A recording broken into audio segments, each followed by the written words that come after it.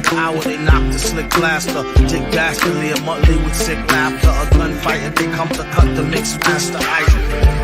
And living the true gods, giving y'all nothing but the lick like two broads. Got more lyrics than the church got ooh lords. And they hold the mic at your attention like two swords.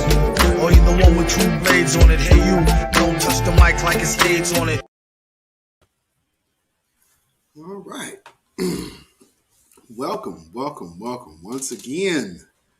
Welcome once again to the beatzillapdx official show. I am your host, beatzillapdx officially. All right, welcome everyone. All right, let me see who I have. Who you got in the house so far? Hope y'all are having had a blessed week thus far. A lot of events. A lot of events going on this week, obviously. From last week to this week. RG3 Fitness, LLC, Queen Adia, Oyela Arquette, Judah Queen, Conscious Outlaw. Nichelle Hargrave. All right. One Who Cares, Dan Ruck in the house. Brandon Cruz Sings, Kathy B. Shawana Stevens in the house. Silent D Productions in the house. All right. All right, so as everybody's coming on in, please like and share this broadcast. If you have not already subscribed to this channel, please do. It's a smaller platform, but we still get shadow banned around here. Because, when you're small or large, when you speak the truth, there are powerful enemies afoot. And they definitely don't like that truth getting out. And they don't like black empowerment either. So, anything that promotes black unity, they have a problem with. So I'm a huge problem. You know what I'm saying? Small but mighty. Thank you. And that's the important number, the small, the quality. When you got the quality of the strong, there's Bible stories about that. There's a lot that say, oh man, I'm ready to go. But man, I'm looking for the number that's there at the end. It can go from the multitude of thousands to 300. I'm good with that. So we got 400 right now. What about 404, 405? So, we are trucking along slowly but surely. Damn, Ruck, sitting in my Baptist voice. So we have some things to address about, as you see the thumbnail. Let me show y'all. Oh, Lord. Because, we got these monumental cases going on. And we have to address them. We have to talk about them. I talked about the Travis Scott situation on Wednesday. If you guys were here or have not got a chance to catch that live, please go check that replay. We go into and break down some things that probably I don't know if anybody else, any other platform has touched, but good information to go investigate. And you do the tie-in yourself. Because by way of your own research, so as you watch these platforms of the New Black Media and you investigate yourself, that is a process of studying to show yourself approved. So anytime that somebody can try to debate you with anything, you have the facts for yourself because you went and did the research. Not that you heard one of us tell you. You might have first been sparked to go look and research for yourself by one of us. But at the end of the day, that's your information that you're going to battle with. And that's what I strongly encourage. You know what I'm saying? So I'll just point you in the direction of where to go. And you can do the rest. You said that was an excellent live. Thank you very much, Dan Rock. I appreciate it. We went deep. We definitely went deep. There's some other things I meant to mention. Um, in the CERN situation, there's a few numbers that they use, which is one of the combinations is basically 902, and then the second set of numbers is 104. So if you take that off and say 90210, that's Beverly Hills, right? Um, Cooking and listening, good, good. Uh, you know, my wife is doing the same thing now. um, so the one thing about it, I noticed, I said, okay, there's a correlation there.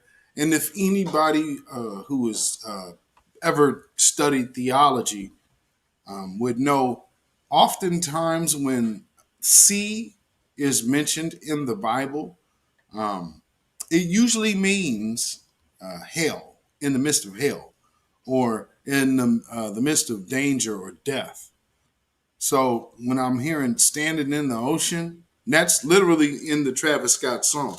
Standing in the ocean, and then 90210, 90210. It goes right back into the same thing that I was talking about. So, you know, like I said, anybody want to call it a conspiracy, you could try. But when there's hard evidence and receipts of historical evidence and even present evidence, man, yeah, standing in the middle of the ocean. So imagine you're standing in the middle of hell, and then he's saying 90210. All of my Cali people. There's a something in that area code. Beverly Hills, Hollywood. Imagine that. Imagine that. So, anyway, I mean, hey, man, I didn't make this up. I just point people to what I know and just say, hey, I've been in situations where I speak what I know, and I've watched entire businesses get closed. Really, literally, like overnight. Oh man, trust me. When we start, you get folks in a think tank that have been around, especially people with military clearance and stuff like that, start getting involved, and oh man, you'll see them shut down the scene real quick. And what really gets tricky is when white military start talking to black militant. Oh man, it was time to close it up.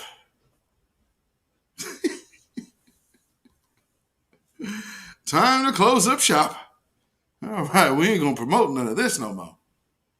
Nah, because I mean, typically a person, hey man, you don't like soldiers and blah blah blah blah. You don't. Hey, I'm a Marine and blah blah blah. No, no, no, no, no, no.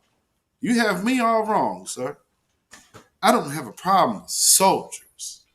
I have a problem with your boss. I commend the soldier. You did your job. Salute to you. Now, can you honestly say that your boss was righteous? And there the conversation began. Oh, no, they don't want them talking to people like me too much.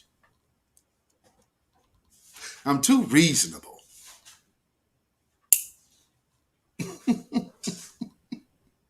When typically they would expect, a person like me to, hey, man, he's going to fly out, and this is where I know he'll get upset. I want to hear what you got to say. I mean, if we really do truly have a legitimate beef, then how could I ever resolve it or attempt to resolve it without ever hearing what you have to tell me? or, at least hearing your gripe. If it's legit, then okay. Now, we notice most people that come to us in New Black Media come in bad faith. We saw over the year of the election 2020, we saw so many people.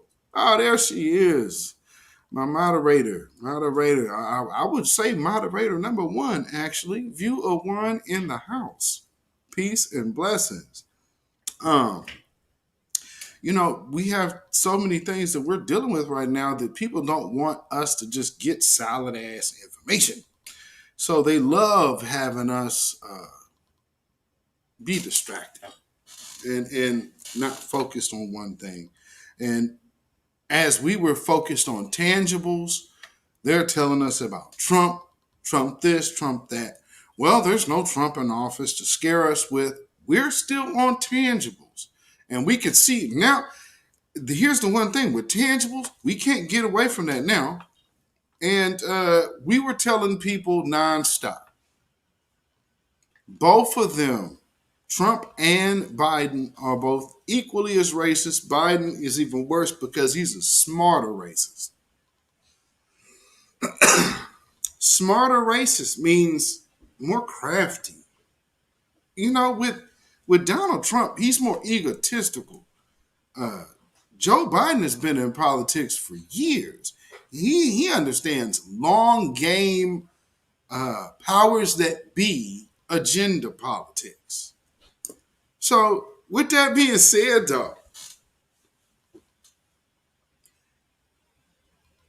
I think Trump was even a little better on the tongue as far as it comes to speaking about black people publicly or to black people. But your boy, oh boy, this guy here.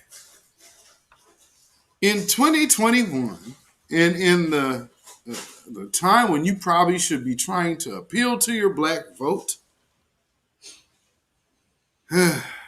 in the diary of how to make sure you are a one-term president, authored by Joe Biden, he's talking about Satchel Paige. Now, understand, yes, we understand this is the Negro League. Got it. But do you understand, if he really has people around him that give a damn about getting him reelected, do you know how he could have perfectly worded this? I mean, who are these political strategists? I've always wondered. It's like, man, and no one ever, they don't come offer real people work because they know what they're doing. And truth be told, real people wouldn't want to work for them. You shouldn't anyway.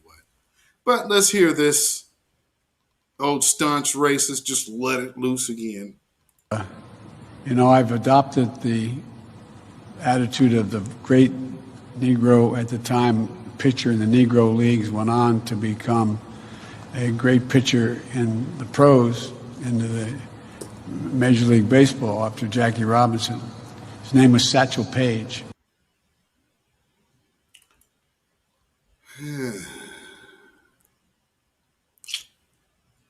Yeah.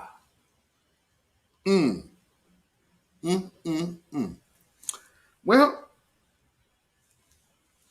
in the first aspect of defending anti-blackness, we need to go back and look back at, like I said, this election year. For all of those who fought us against getting a black agenda, number one being tangibles, and say, hey, you wanted to be such a distraction and try to scare everyone about Trump, Trump, Trump. This dude has shown himself. And when he speaks, he doesn't even really use a filter now. Instead of hiding, how about standing with us and demanding something? See, this is where the rubber meets the road for a lot of these people. They understand what we want. They understand full well what we want. And what they are doing is defending the system of white supremacy by way of defending anti-blackness. And watching these trials with Kyle Rittenhouse and the murderers of Ahmaud Arbery, which are Gregory McMichael and Travis McMichael and Roddy Bryant, William Roddy Bryant, which they keep talking about the Ahmaud Arbery murder trial. That makes it seem like Ahmaud Arbery is on trial, which for all intents and purposes, he is. Unfortunately, this is, where we are in the last-ditch efforts of the grasps of white supremacy holding its own in this society, to where we're seeing it crack. No filter. And people are just talking blatantly racist in court. And then showing you the contempt of even having to apologize for such a racist outburst in the first place. This is where we are, family. And I hope y'all understand it. Kyle Rittenhouse, for me, I'll say it's about a 95% chance that kid gets off. In my estimation, it would take a miracle for them to convict that kid. It's amazing to me. And before I even get into the videos, let me read you some of this article here. Let's see. Can I see who wrote this? Because this came out earlier today.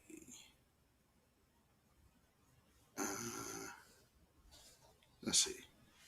Okay, so it says, overwhelmingly, white juries will decide both the Kyle Rittenhouse and Ahmaud Arbery cases.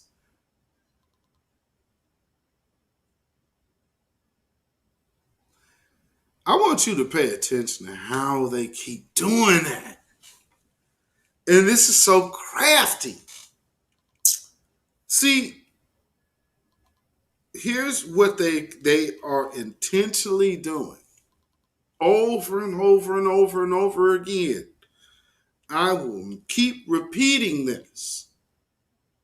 Travis McMichael, Gregory McMichael, and Roddy Bryant are on trial for hunting down and slaughtering Ahmaud Arbery in the street. Ahmaud Arbery is not on trial.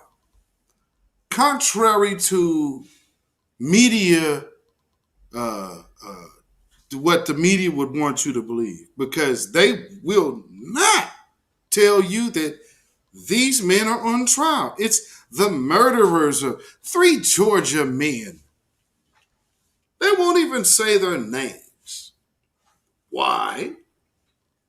Because they don't want you to start getting into the habit of thinking, because when you put a name to a face, now you can say white man.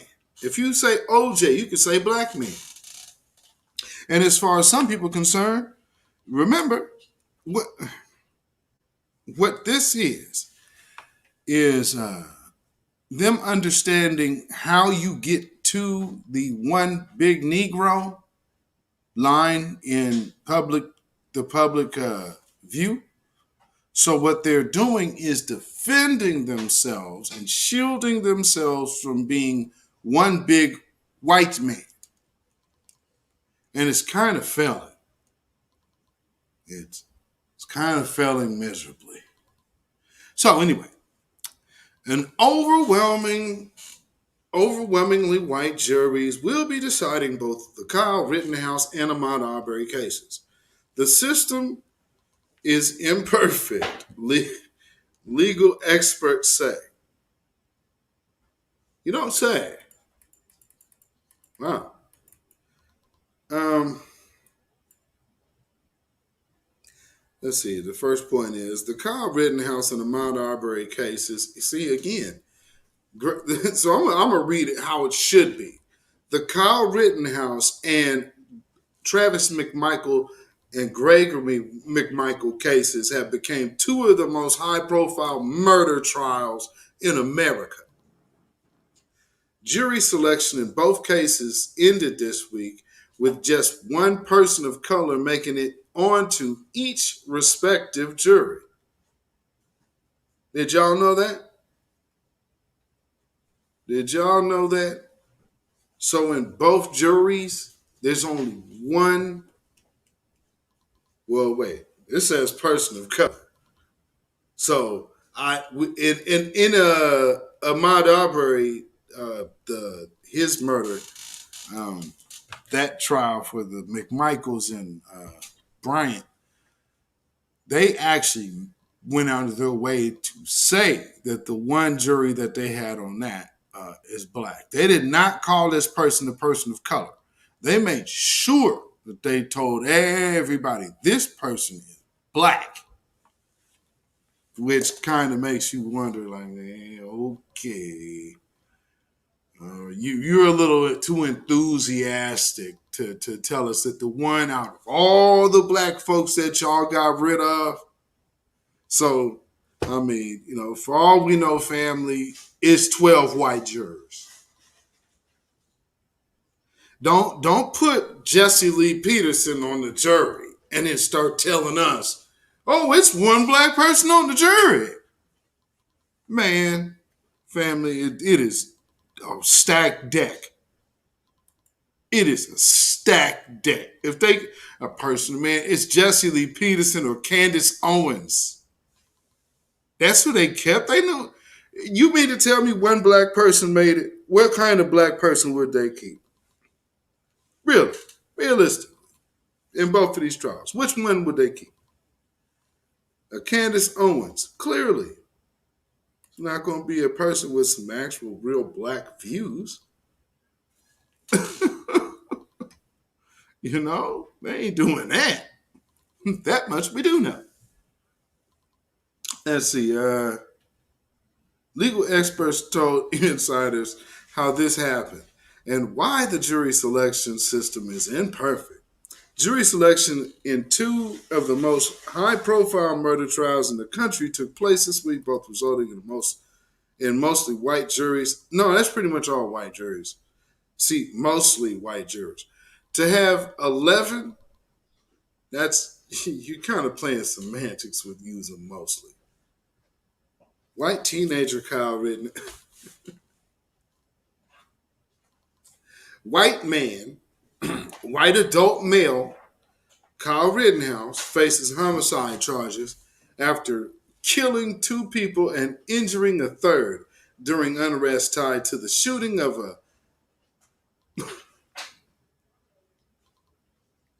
these people here at the shooting of a black man in Kenosha, Wisconsin last summer. And they talk about us race baiting. Meanwhile, 3 white men in Georgia are facing murder. They just refuse to mention these Klansmen's name, don't they? 3 white men in Georgia are facing murder charges in connection with the shooting of Ahmaud Arbery. In connection? No, they've admitted they shot him. So my point for reading this is I want to get into the how they are defending anti-blackness. And they're doing it in so many subtle ways. Family, especially my royal court up in the chat, y'all know, like, we know about energies and words and spells and how people use words as spells. Well, man, here we go. Here we go. Just like what we talked about Wednesday. Oh man, yeah. The story continues. And this here is about trying to make sure that blackness is on trial, not whiteness, because these are all white men assailants. Now you have the random vague white men, like, three white men from Georgia. Like, they don't have names. But the name that you keep seeing is Ahmaud Arbery. The reason why they keep doing it is it goes in hand with how they're playing his case. So if you're noticing, they're basically putting Ahmaud Arbery on trial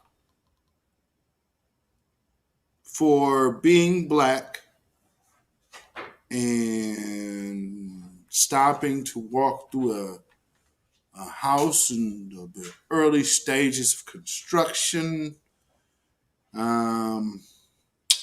Yeah.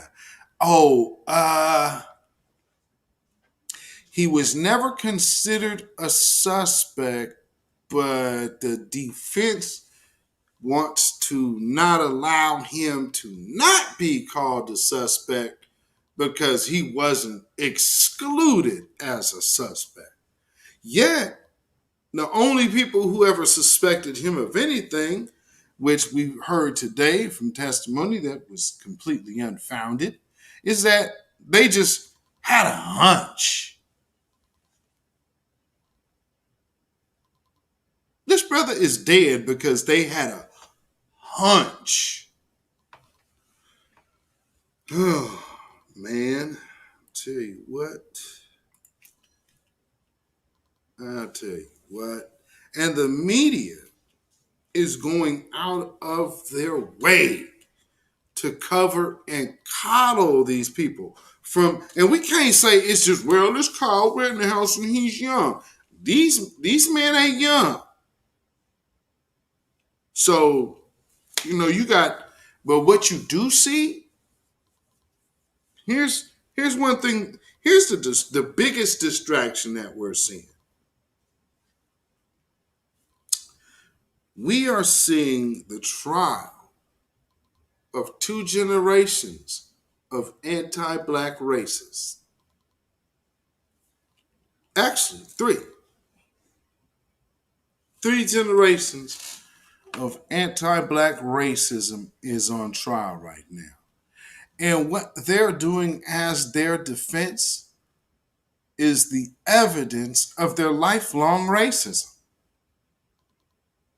I mean, literally, they're giving you if you want to know about the psyche, I want you to understand, everything that they were doing, they knew full well they were wrong. There was never a moment that they thought they were right. They lie and try to convince you that they're right. But that's the devil for you.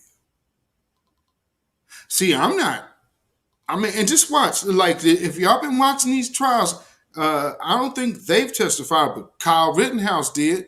Remember when I told y'all about that test? If you want to know what type of spirit you're dealing with, ask him a direct question and see if he has a problem answering.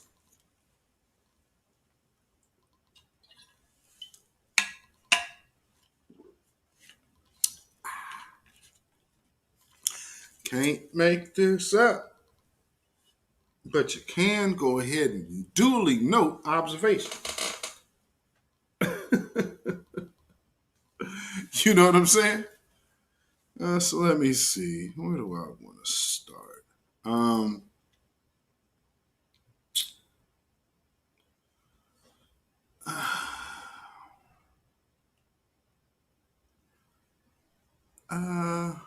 Let me do this one first. If y'all saw the judge today in the case,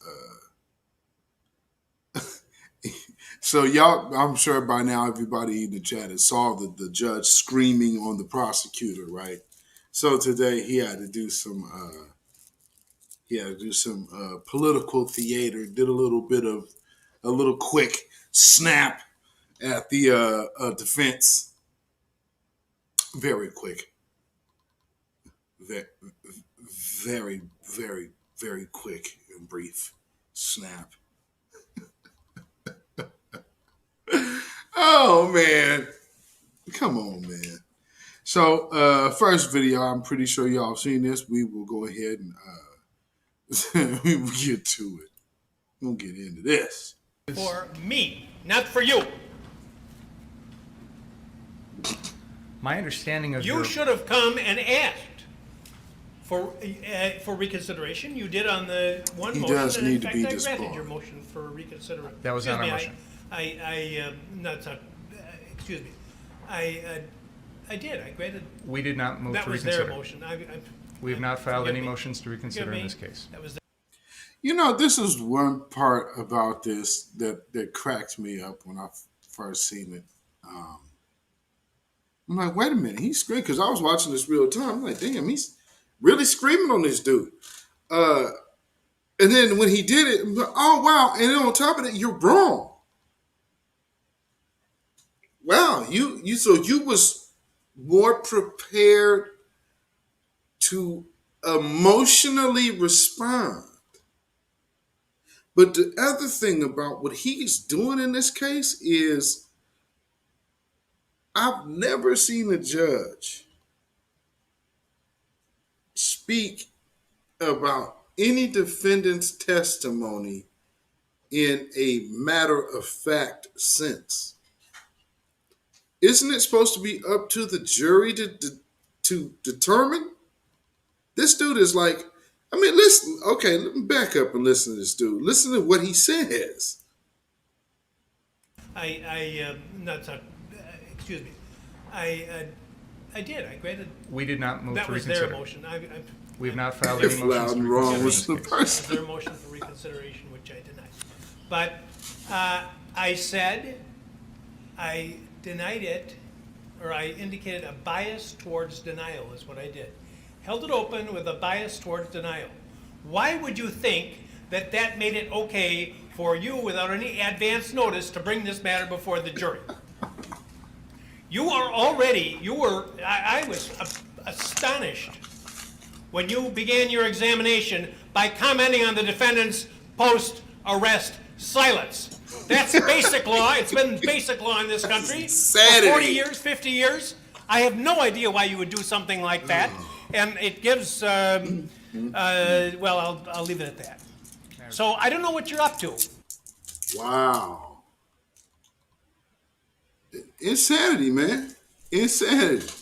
Insanity. But,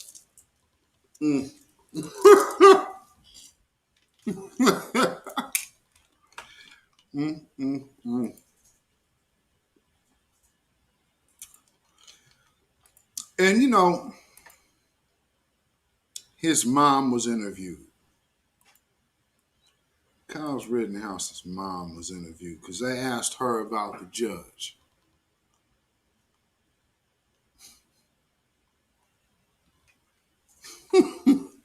What do you think she said? There we go.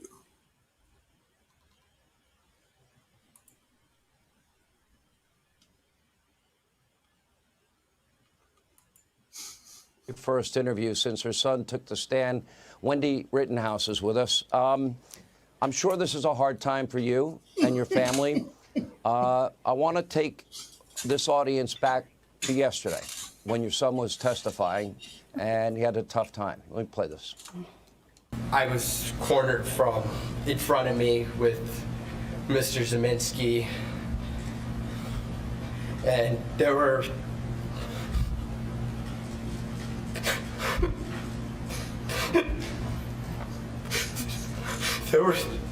three people right there. Take a deep breath, Kyle.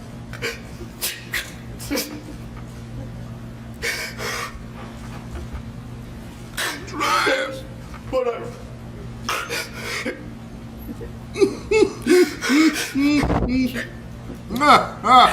That's what I run. Take a deep breath, Kyle.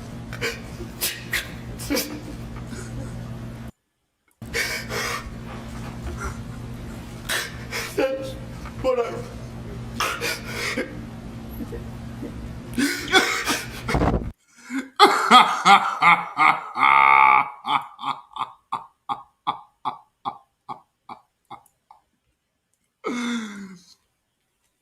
He literally cutting his eyes up at the jury.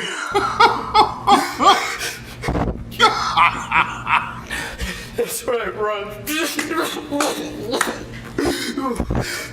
We're gonna just take a break anyway. Wendy, I watched that. I'm a pretty good I read people pretty well. I've done it my whole life. Tanya And Zion, that seemed Tanya like Zion. a classic panic attack that we were witnessing on the stand. That's your Mass Murder son. Mobile. How did that make you feel? I just broke down with Kyle crying like that. It made me feel heartbroken, sad, and I wanted to just go up there and just hug him and tell him it would be okay. Now, Queen Adia said, where are the child endangerment charges for her, at least? Or contributing to the delinquency of a minor. This woman isn't charged with nothing. She took him there. Wendy. No, Wendy looked like she's been crying for real. She probably went and rubbed some onions in her eyes before she went on camera. When the then candidate, now President of the United States, and other elected officials that don't know anything about your son refer to him as a white supremacist, I have yet to see any evidence whatsoever that he is such a person. And when prominent people say that, how did that impact you, and how did it impact him? When I Grinches saw don't cry. what afterwards of the President Kennedy candidate debate, when I saw that, I was in shock. I was angry. President Biden don't know my son whatsoever, and Looking like her he's not mama, white sister, supremacist. daddy, and He's not brother. racist. And he did that for the votes, and I was so angry for a while at him. And what he did to my son, he defamed him. Let's go back to that night and let's roll this videotape. This was put together by your son's former attorney, Lynn Wood. And you see your son running, and you see a crowd of people racing to catch up to him. The first person knocks off his hat. Then he's down on the ground. Then we've got this picture of an individual. And by the way, I'm not sure how old Kyle Rittenhouse mom is, but you know, our son is. They're the same age, right? I can't imagine in a million years my wife's having my 17-year-old son going out to, hey, go protect this property.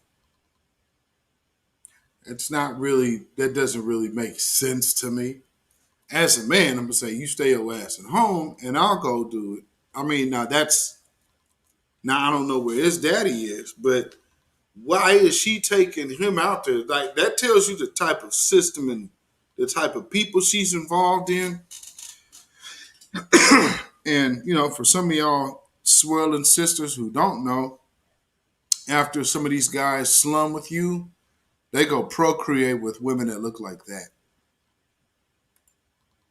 With his leg up, about to pound his leg into his face, into the cement.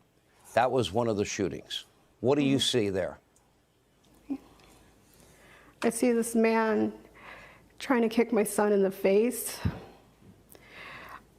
I was scared. I was frightened. I thought my son was going to die that night. When when you see the tape and you've heard witnesses testify that he was trying to de-escalate the situation there, when you look at the tape, when you look at the witness testimony, and then the prosecution brings on their star witness who got shot by your son, and that star witness admitted on the stand under oath that he aimed a loaded gun at your son before your son shot him. Because your 17-year-old child had left his state and had a gun in the street illegally, pointing it at people. Now, can someone tell me that there is some kind of thought process that say I should be okay watching a 17-year-old child because they want to call him a kid? Okay, well, let's call him a kid. My instinct as an adult, just like theirs would be, that kid needs to be disarmed. What the hell are we doing with a damn kid around here with an AR-15? Does 17 and AR-15, what about that screams responsibility? You understand what I'm saying? But he was so courageous and blah. Stop it. Let's get back to this. That would seem to me a classic case of self-defense. Your thoughts? Yeah, of course it would. When I look at that video with that guy pointing a gun to my son's head, I thought he was going to die. This guy just pointed his gun at his head.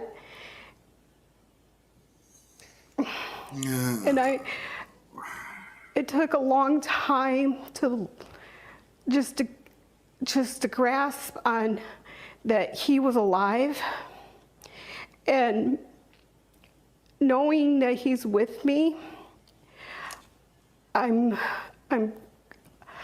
grateful, and I'm relieved that he's okay, but he has a lot of healing to do because he does have nightmares from this. Why she sound like Derek Chauvin mom? Doesn't this sound like the Derek Chauvin mom script? I mean, what next? He gonna be so if he, and what the hell is she looking at? So if he gets convicted, she gonna get up there because you know she's gonna talk, right? So if he does get convicted, she's gonna get up there and she's gonna do the if you can sentence him is like sentencing me. And my heart, I don't know. Because if you sentence him, it's going to be like sentencing me. All right then, Granny. Okay. And do you understand? I'm trying to find this woman's age. They didn't scrap the internet of this woman's age. She's definitely over 38. Yeah. How old is a woman who had a kid in 2003? I'm looking at her. She might be 38.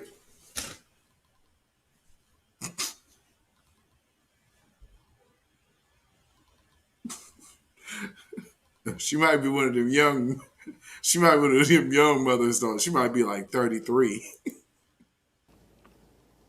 Let me ask you about the judge who has been extraordinarily harsh against the prosecution, that they're right on the borderline. They may be over the borderline. It better stop. I was astonished when you began your examination by commenting on post-arrest silence. It has been basic law in this country for 40, 50 years. I have no idea why you would do something like that. Don't get brazen with me. You knew very well attorneys can't go into these types of areas. Do you think your son has received a fair trial? The judge is very fair. People that I talked to that lived in Kenosha all their lives, they told me that Judge Schroeder is a very fair judge, and he doesn't allow no nonsense. in his courtroom. Does this judge seem fair to you? This is the judge that excluded Kyle Rittenhouse being out on bail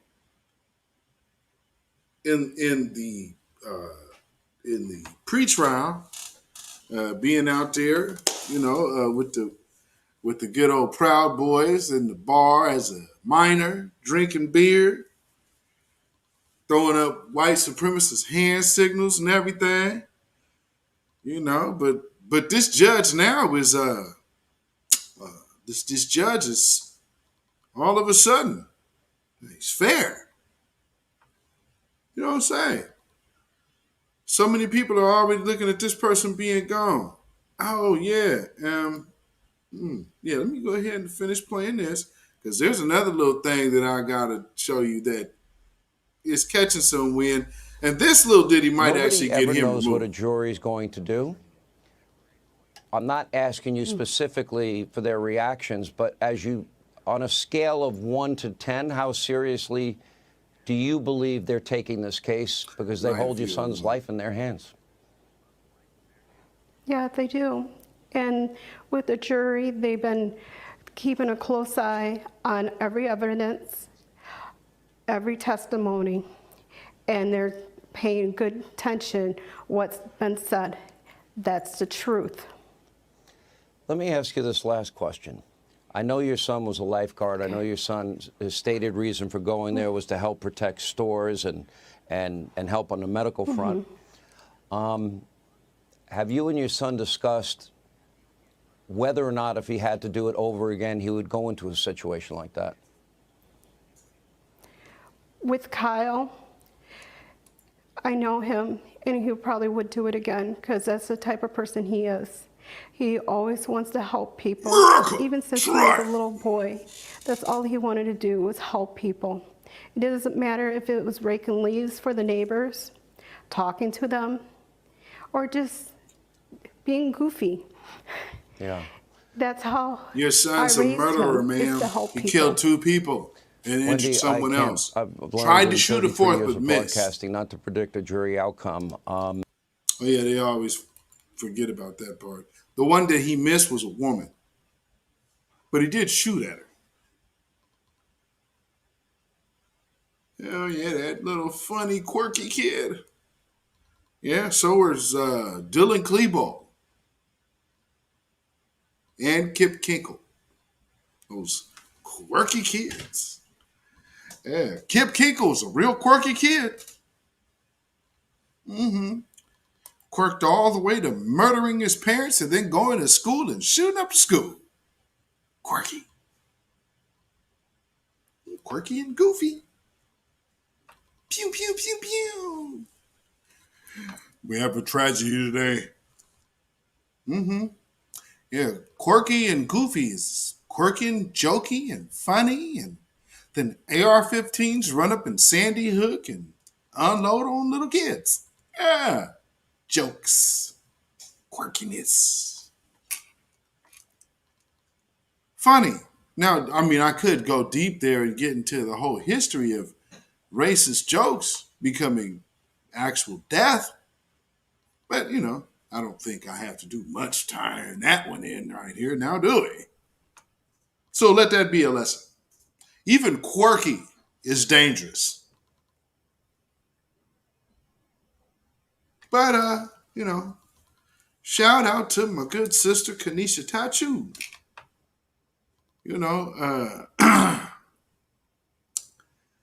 So many people have so many things to try to put on black folks when it comes down to Asian or anti-Asian sentiment.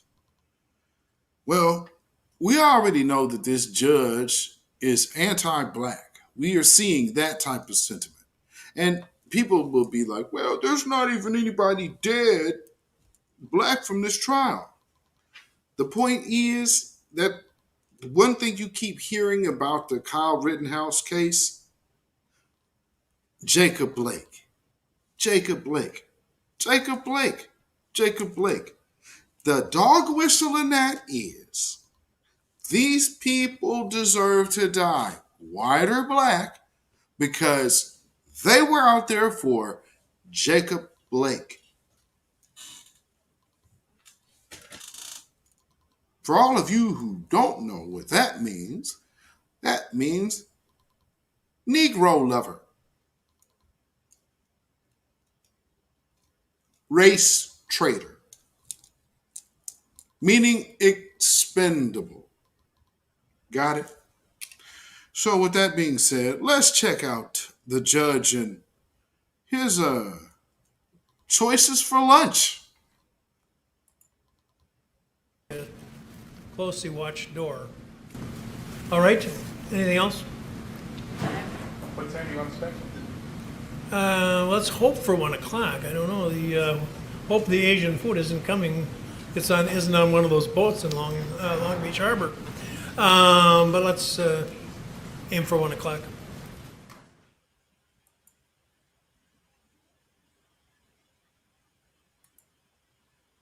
Hope the Asian food isn't coming. Isn't on one of those boats in Long Beach. Asian food isn't coming. Isn't on one of those boats in Long Beach Harbor. Let's hope for 1 o'clock. I don't know. Hope the Asian food isn't coming.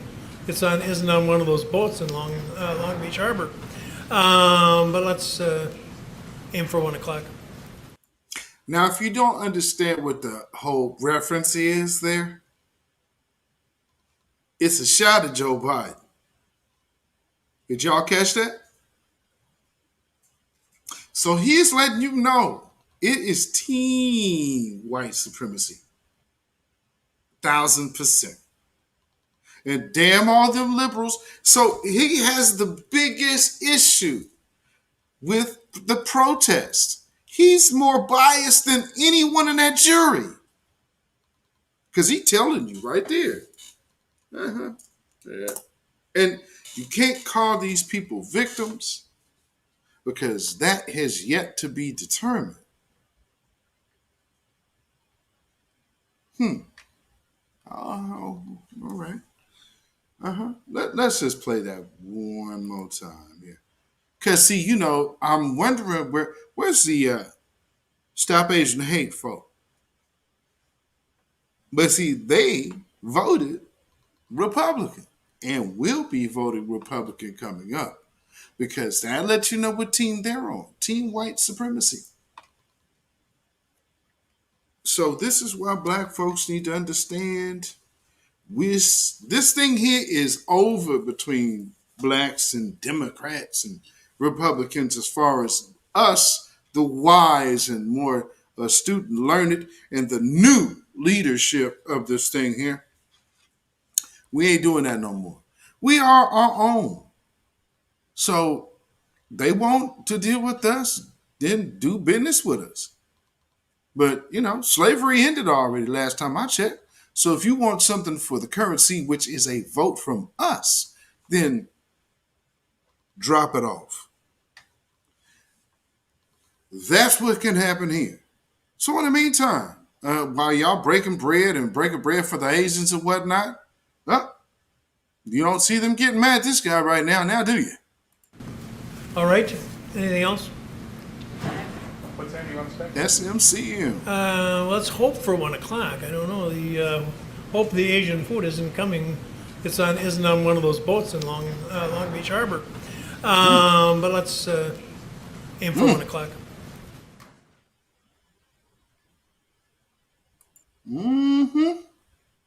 Let them know how you feel.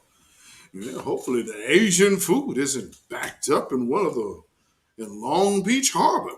Thanks, Joe Biden.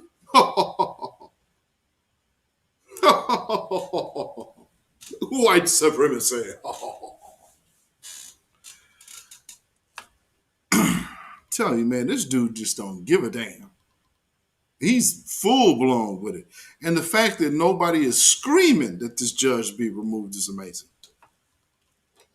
So yeah, folks, Minnesotians, well, I'm not sure what y'all call out there.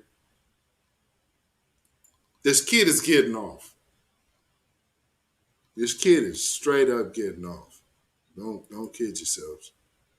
It's nice to think that something else would happen.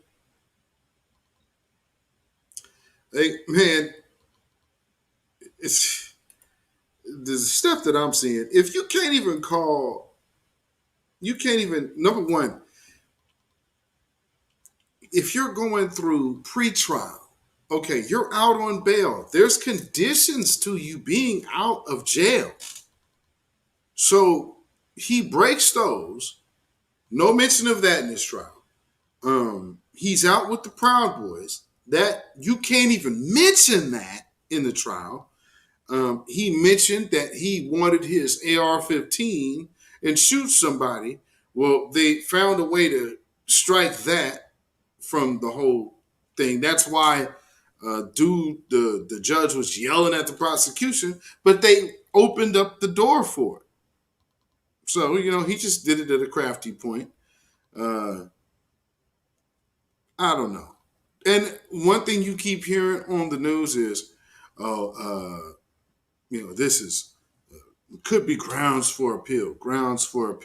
This is damning information. And they're always giving you specific information. Remember when I was asking y'all about the R. Kelly trial?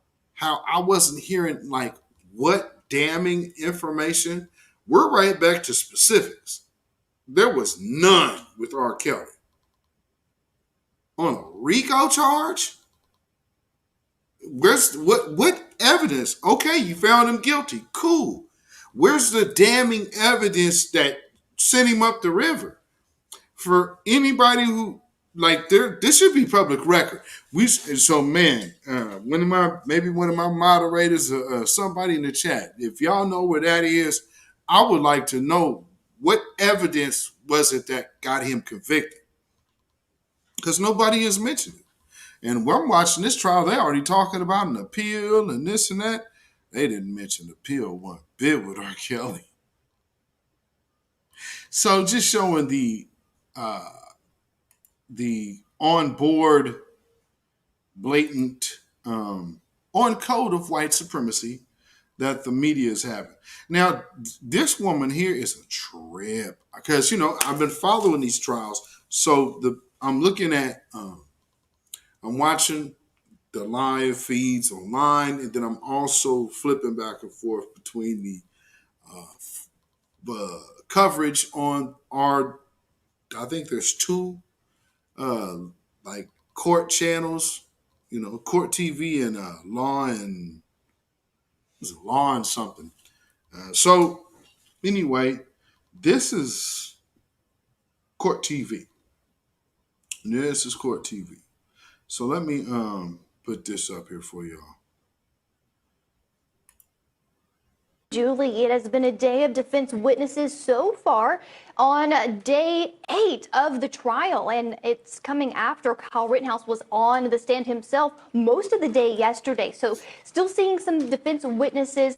We do expect the witness currently still on the stand, Drew Hernandez, to be one of the final witnesses before the defense rests its case. But the day started with a use of force expert, Dr. John Black, and he walked this jury through his analysis of key video elements, and it was all about the timing and how quick the 3 shootings occurred. Let's take a listen to some of his testimony. Kyle Rittenhouse shot 1 is at the 0 time, correct? If we use that as a 0 time or starting point, we will call that 0. Okay. Kyle Rittenhouse shot number 2, which was directed at Jump Kick Man. How long after shot 1? 0.602 seconds. Shot number 3, which is the shot to Anthony Huber. How long was that shot after shot number 2? 1.933. And the last shot, or Mr. Huber's shot to Gage Grosquist's shot, was how much time? Okay, and I'm going to back up on this because I want to make sure this is absolutely clear for the court. Again, 2.933. In one case, we're talking the gap or time between shots. What I just relayed was the time between shots. The total time of all shots was, again, my first answer, 5.468. So this is just clarification for the court. And so the total of this event of shots fired is 5.468 seconds. That is correct. With this witness, the defense hopes to argue to the jury that the time frame they should zoom in on and focus on is just a few seconds and minutes of the shooting, as opposed to the prosecution, Julie, who hopes the jury takes a larger view to hours before the shootings happen, and the fact that a 17-year-old carried an AR-15 to a volatile situation, making him the aggressor. And again, another witness still on the stand. We have it, Drew Hernandez. Another key part for this visual elements the defense wants to bring forth that the prosecution didn't show the jury about what happened that night. Let's take a watch to some of that testimony from earlier. He led the charge into the gas station. He was getting physically aggressive. He appeared to be attempting to start a physical altercation with people in the gas station. To the point where he was telling one of the individuals with a rifle, shoot me, N-word, shoot me, N-word, clearly attempting to start a physical. Now, that's one thing I don't understand. A Black Lives Matter supporter. A person who is out there for justice is now shoot me N-word, shoot me N-word.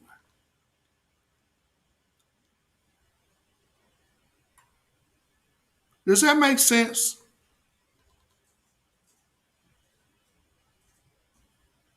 They on code, on code, on code.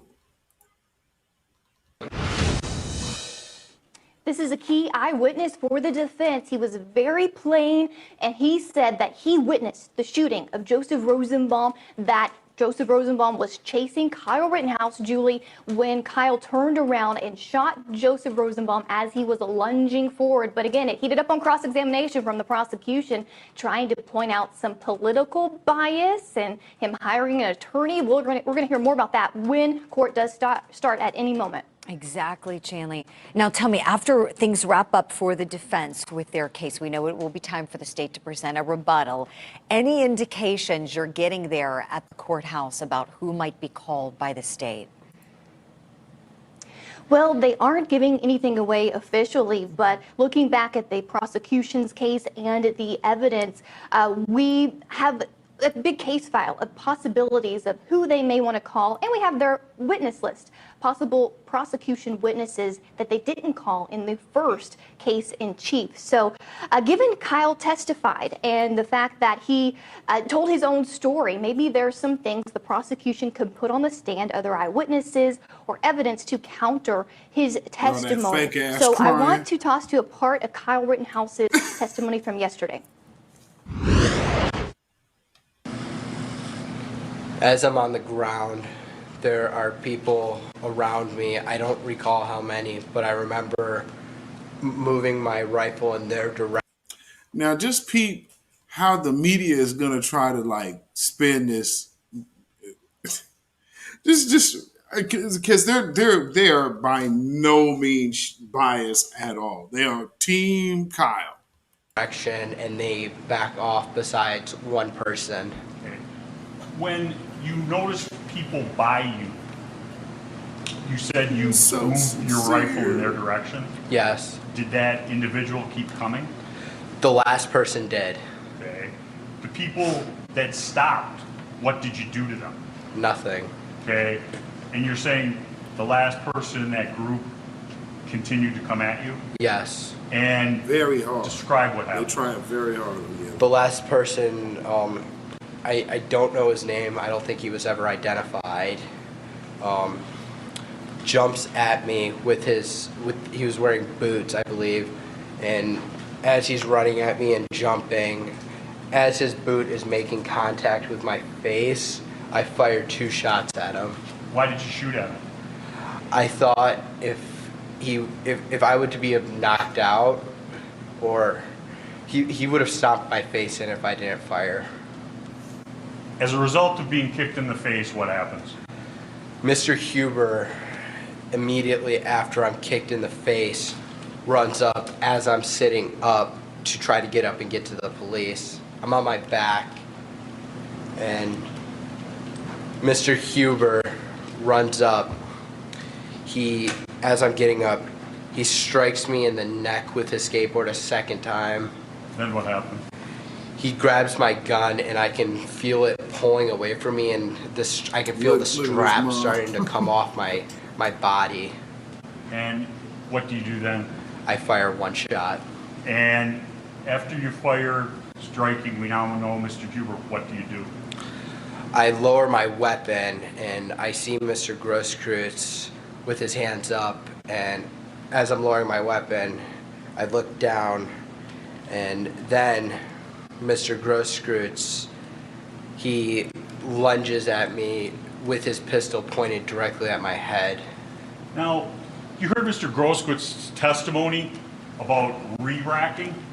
Yes. Did you re-rack your weapon? I did not. So that's a part of his testimony. And remember yesterday when the prosecutor, Julie, tried to inquire about that being the first time Kyle had told his story. Of course, that was objected to. The judge admonished the prosecutor for that. But we have access, of course, to when he turned himself in after the shootings at the Antioch police station, the police station closest to his home, while he was sitting there with his mother waiting for the Kenosha police detectives to show up and formally interview him. He was speaking, he was reacting, and the officers there noted down their observations in a narrative. And here's a couple of things that we didn't quite hear on the case in chief of the prosecution, but I want to read part of this. First, the emotional reaction of Kyle Rittenhouse. We saw him break down yesterday on the witness stand. Well, the officers, just a couple of hours after he shot 3 people, wrote in their narrative that they observed Kyle to appear calm, then burst into crying fits, and then calm down again. Every once in a while, I observed Kyle to throw up. I noticed a pattern to his behavior for over an hour with him calming down, crying, calming down again, and then throwing up again. And this could go both ways for the prosecution defense, but if the defense wanted to even introduce some of this, that could corroborate his emotional response on the witness stand yesterday, Julie. There's another part of this that was interesting as well from the narrative there, and he claimed self-defense. We just heard him describe what he went through on the witness stand. Well, did he have any actual injuries after the 3 men allegedly attacked him that night? Well, the narrative goes on to also say that Kyle became emotional, and here it goes. I noted small scratches on Kyle's arms. However, I did not observe any bruising or any type of lacerations on him. I explained my concern for his safety, and he was checked out. So small scratches, no bruises, no lacerations on him. And that's another point that possibly, Julie, could go both ways here. The defense, there are some injuries to show that he was hit or during the incident, but at the same time, they're not traumatic injuries, maybe that someone on the prosecution side would see for this case. I guess, with a bunch of experienced lawyers, we're trying to find the softest way to spin this. As attorneys, you just caught that boy in a lie. You see how they still trying to soft shoe it? Good grief. Oh, wow. Man, so they didn't really find anything that, really supports any evidence of him being hit. He just got done telling you about being kicked in the face.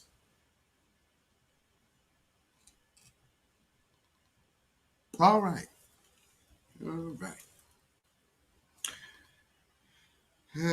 Yeah.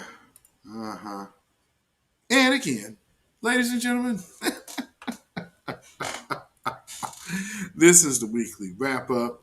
We are, in motion, because I want to talk about what's going on in Georgia as well. So let's get there. You know what I'm saying? But in the meantime, please like and subscribe to this broadcast. If you have not already subscribed, hit that notification bell. Once you do, hit all so you are notified every time that this broadcast goes live or a video is uploaded. So, with that being said, we will have our little pause for the cause as we normally do here. And also in the meantime, moderators, let me know how many people you have had to kind of how many messages you had to unhide thus far. So right after this break, we're right back.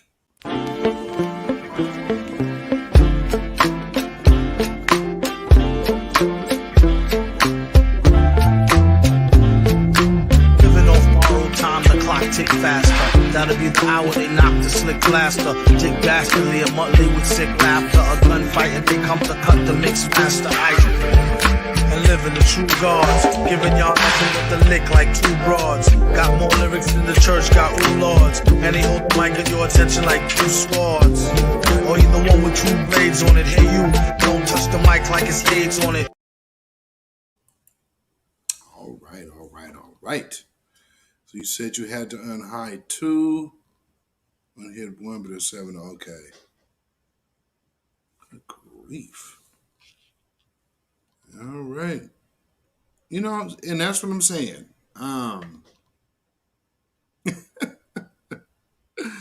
You know, they do not like how we get down over here on this broadcast because we spit the truth over here. Like many of the New Black Media members. You know, I'm of one of an army of many.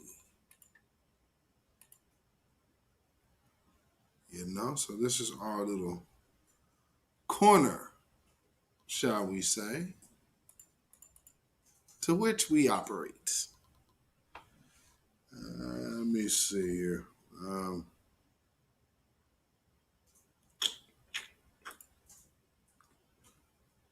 Let's see where I want to start. Let me go here.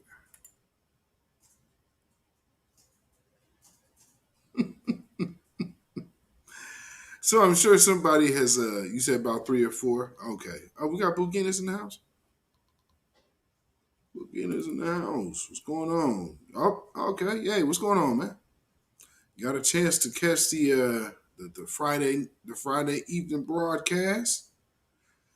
I got the 2 late nighters in the house early on Friday. Cool. All right. So y'all seen this, I think, but for those who have not, here you go. Your Honor, I was reminded of one matter that I wanted to address. My understanding while I was cross-examining Investigator Lowry yesterday is that the Right Reverend Al Sharpton managed to find his way to the back of the courtroom. I'm guessing he was somehow there at the invitation of the victim's family in this case. And I have nothing personally against Mr. Sharpton. My concern is that it's one thing for the family to be present. It's another thing to ask for the lawyers to be present. But if we're going to start a precedent starting yesterday, where we're going to bring high-profile members of the African-American community into the courtroom to sit with the family during the trial in the presence of the jury, I believe that's intimidating, and it's an attempt to pressure, could be consciously or unconsciously, an attempt to pressure or influence the jury. To my knowledge, Reverend Al Sharpton has no church in Blaine County, never has. Hasn't been here since Elaine Brown ran for mayor, to my knowledge. The right. But we have all kinds of people. We have school board members. We have county commissioners. We have all kinds of pastors in this town, over 100. And the idea that we're going to be serially bringing these people in to sit with the victim's family one after another, obviously there's only so many pastors they can have. And if their pastor's Al Sharpton right now, that's fine, but then that's it. We don't want any more black pastors coming in here, or other Jesse Jackson, whoever was in was.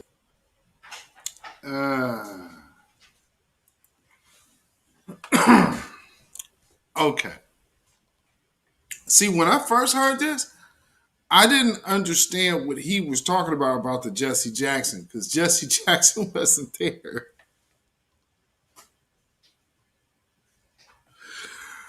Oh man! So for those who probably see, shame on you, media.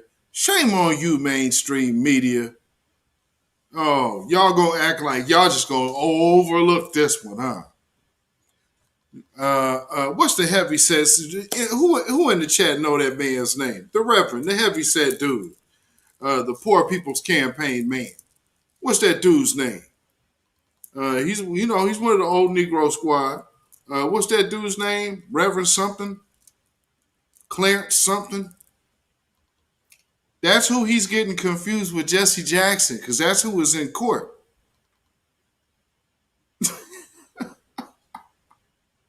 Is it Barber? Yeah. Reverend Barber. Reverend Barber. Yes. It was Reverend Barber. That's who was there. So he got him confused. So let's put that in perspective, family. Right, Junico, when you actually think about it, like you getting big old heavy set Reverend Barber confused with Jesse Jackson? Oh my God. If they all look alike was a person, no, if they all look alike to me was a person. There you go. Damn. The victim's family, one after another. Obviously, there's only so many pastors they can have. And if their pastor's Al Sharpton right now, that's fine, but then that's it. We don't want any more black pastors coming in here, or other Jesse Jackson, whoever was in here earlier this week, sitting with the victim's family, trying to influence a jury in this case. And I'm not saying the state is even aware that Mr. Sharpton was in the courtroom. I certainly wasn't aware of it until last night. But I think the court can understand my concern about bringing people in who really don't have any ties to this case other than political interests. And we want to keep politics out of this case. So I'm asking the court to take appropriate steps to make sure that the gallery, which is already limited in this case, isn't being utilized for a purpose that could be viewed as improper. Thank you.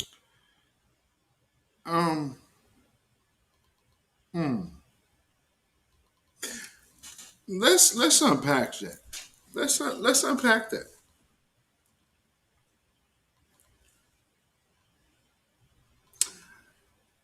What he's saying is the presence of black support. How many of us have clergy members in our family? You got a great uncle or cousin somewhere that's preaching. You know what I mean? How would they know who your relatives are or not? And know if these well-known ministers aren't tied to your family? They don't know. I mean, so to say, we don't need any more black pastors. Would have been better if Larry Huck or someone who was Joel Osteen was down there with him.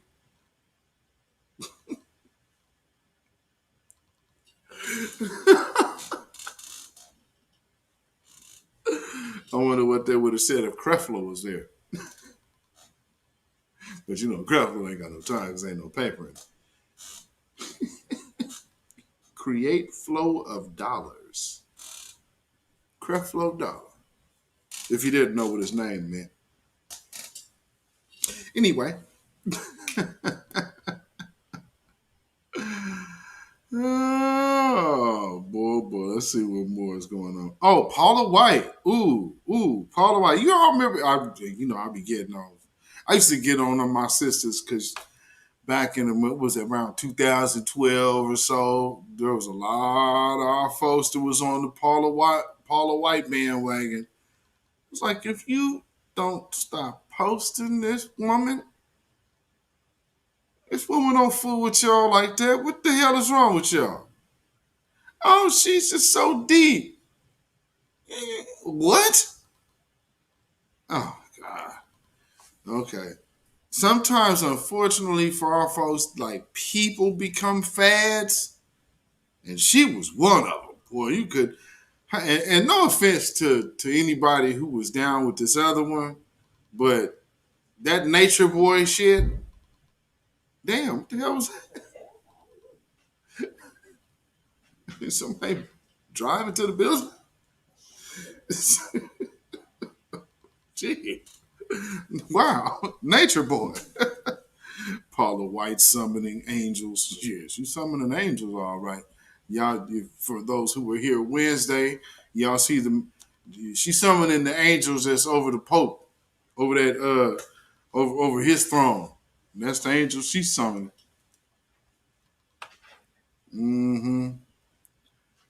I said she's summoning the spirit of the mother of Damien, the jackal.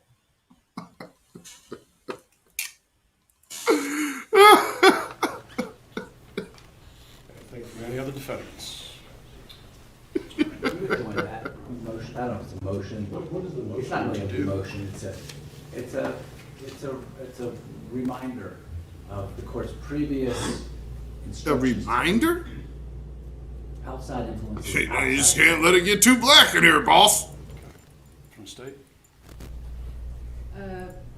It's a public courtroom, and I have no idea how the Reverend Al Sharpton appeared to be here.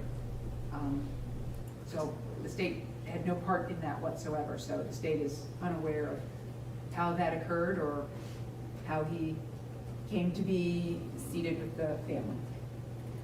If a bunch of folks came in here dressed like Colonel Sanders with white masks sitting in the back, I mean, that would be a Okay, problem. I don't know. So let me tell you what I had heard.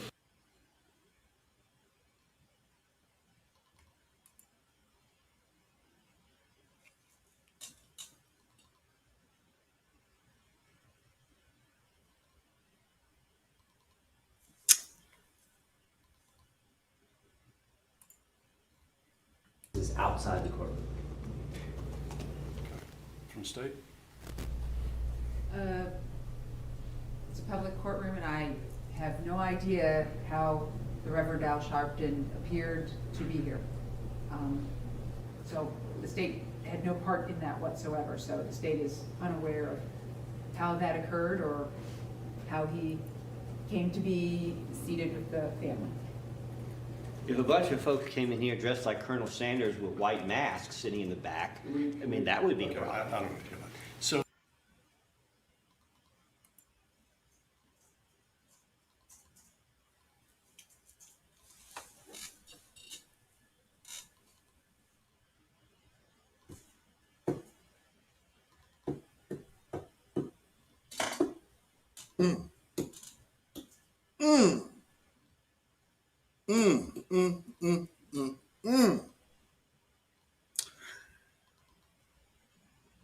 How any self-respecting black person could just sit up in that courtroom after hearing some shit like that.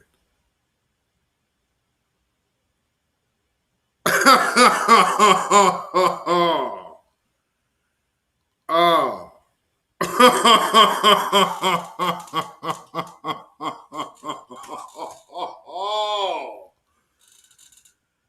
Oh, dressed like Colonel Sanders, wearing white masks. Number one,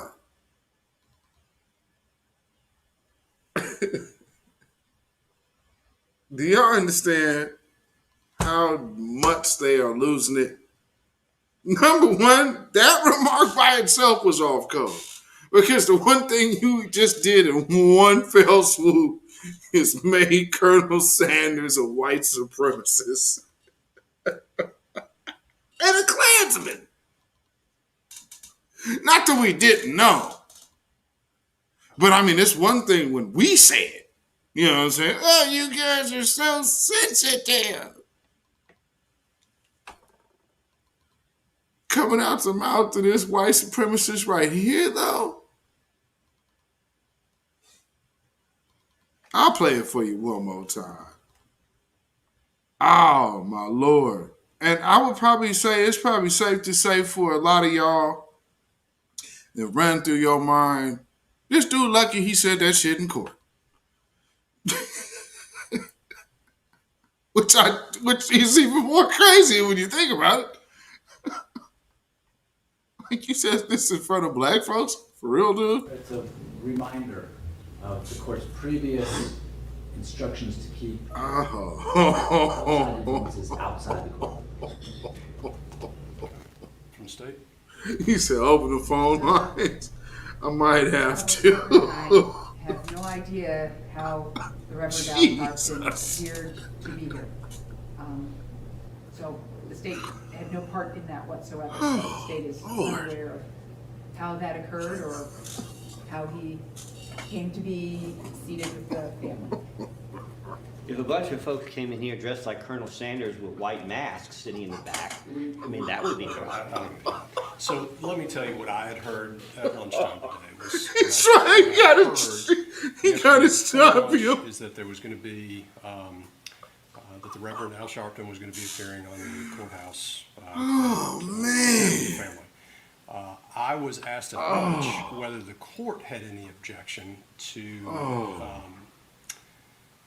Reverend Al Sharpton coming into the courtroom, and I said, as a member of the public, he doesn't even there are certain understand limitations on he's what we can do offensive. here, what is going on? And what I was told was, instead of having someone from the family sitting in the courtroom, that he was going to be sitting there instead of somebody else from the family. And my comment to that was simply, as long as things are not disruptive and it's not a distraction to the jury or anything else going on in the courtroom, so be it. But if it violates the court's rules with regard to the conduct of the trial or violates my orders with respect to how people are to conduct themselves in this courtroom, I will take it up with whomever I need to take it up with. Well, I will tell you that I noticed him once and that was it. And the fact that nobody else even noticed that he was in here means that everybody complied with this court's rulings on sitting in this courtroom and listening to the evidence. Right. I don't hear a motion, and I will tell you this, I'm not going to blanketly exclude members of the public from this courtroom. If individuals, based on the limitations that we have in the courtroom, end up sitting in the courtroom and they can do so and in compliance with this court's orders with regard to the conduct of the trial, and they're not a distraction, then I'm not going to do anything about it. And I did not hear from anyone that there was any distraction whatsoever. No, the only distraction from my man was that there was black. But here's the thing. Why is a black pastor being referred to as a racist Colonel Sanders with a Klan mask on? And not only that, I mean, so we are now all of a sudden, so is it just black past? I mean, that's such an open door. I mean, is it pastors in general, or is it just black pastors, or is it pastors that are heavy set, or I mean, but to get confused, Jesse Jackson with Reverend Barber.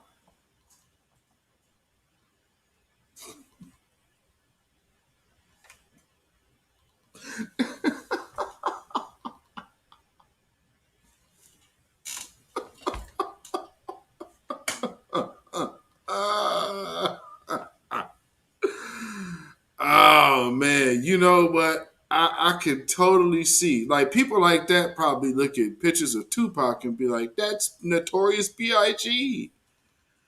Oh my Lord. Oh man. Jesse Jackson has been around forever.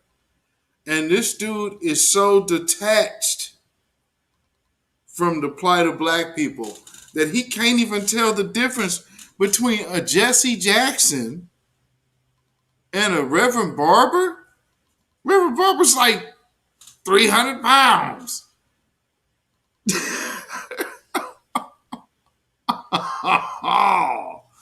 Oh my Lord. So,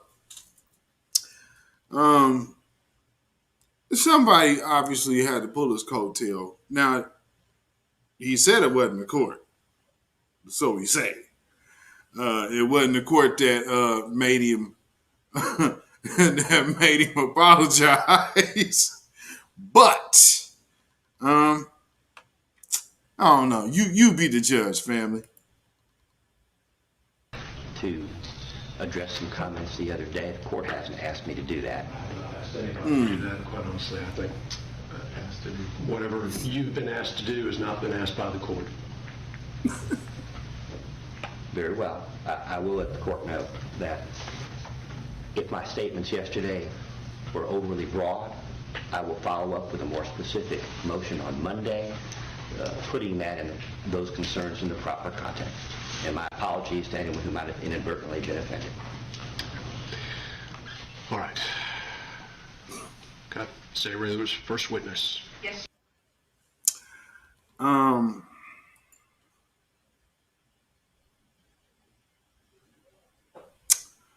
You know, when you talking about who might be offended, every time I hear that one,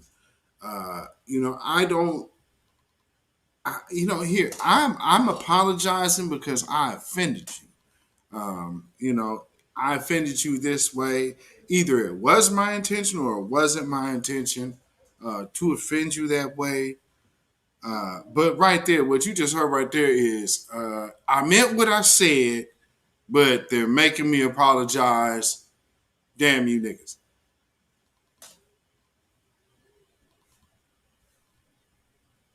I mean, you just can't get much more simpler than that. I mean, tell us how you really feel there. I mean, and now this really shows the truth on how they boil down the jury. You think that dude was gonna let a real black person be on that jury? They got a Jesse Lee Peterson. That's how they used all of their strikes to get the black jurors off. All of them. Every strike they had, they used to get the black jurors off. And now you see why.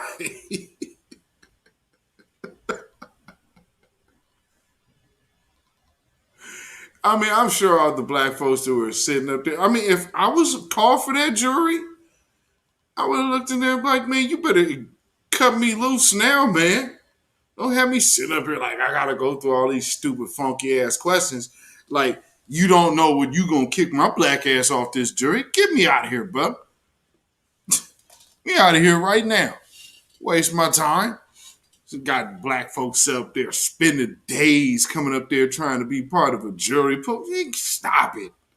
No good and damn well ain't gonna be no black folks on this jury. You got one. And all of their strikes were used to remove all the black jurors. Man, please. Now, I will say, even with 11 white jurors, I don't know if them McMichael's going to get off. This don't look good at all. It just, man, this is, there's two things on trial here with the McMichaels. One of them being, I'm white and I say so is on trial. And at the same time, it's on trial with just being black. So blackness is on trial. So Ahmaud Arbery, for all intents and purposes, is guilty of being black while being black in an area that is not fond of people who are being black. So not sure what's up with that guy, but man, something bad happened in my neighborhood. Must be that black guy. Huh. Any evidence? Oh, no, just a hunch. Well, no, that's called racism. That's called racial bias, because you're an inherent devil.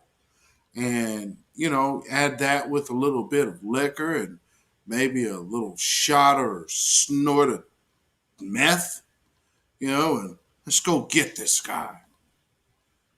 And now you have a whole bunch of media people out here calling this man a jogger. A jogger. Yeah, you would be jogging too if 3 drunk white men pulled up on you in pickup trucks with shotguns. Hey, we want to talk to you. First off, be lucky that he wasn't strapped. Because I don't know nobody. First off, you roll up on somebody like that talking about, hey, we want to talk to you. Okay. So I mean, he was a soft target. You saw how he was dressed. And let's keep it a buck. These people don't run up on real true threats like that. So you ran up on somebody with your shotgun, we gotta go get this guy. Man, what white girl in the neighborhood was he knocking off? We're gonna sit up here and act like we don't know what time it is. If y'all don't stop it, he was over there smashing white women. That's why they didn't like that. He's probably the guy who stole something. He ain't stole nothing but that. And he didn't have to steal that. They was over there giving it to him. That's the thing. Shit, he was probably over there having his way because it seemed like he didn't really have a lot of a big crew around him. All the interactions that they have with Ahmaud Arbery, he by himself chilling. He truth be told, how he strike me, from all the things I've seen of Ahmaud Arbery, he strike me as like an anime dude. Like a dude that's in the anime and gaming and stuff like that, because he seemed like a loner. That dude ain't no threat. That dude wasn't bothering nobody. And just like out just by himself like that tell you, like they could call the white boys, he's oddball. But Ahmaud Arbery, he just, man, I kind of feel he a criminal. Man, that dude's an anime dude. Probably got all kind of Yu-Gi-Oh posters and shit. You know what I'm saying? But you'd have to know the type, And then, oh man, he had twisted. And then you look at all the stuff they're doing in this trial is just so overtly racist. It ain't funny. And, not only that, though, like, damn his family and all of that. All these black pastors and this and that. Hey, sir, his mother's here. Yeah, no spiritual consoling there. Hey, no, just leave her alone. Let her be here and suffer about her dead son. While you sit up here and watch us try to vilify a man who was doing absolutely nothing other than being black. Yeah, well, they said I had to apologize. I mean, you people are so sensitive. I mean, golly, dude, make me apologize. I didn't really say anything, man. You guys got all these black pastors over here and stuff. They're black. They're pastors. Got Jesse Jackson and Emmett Till's mama. Got Black Jesus in the house. What next, Moses?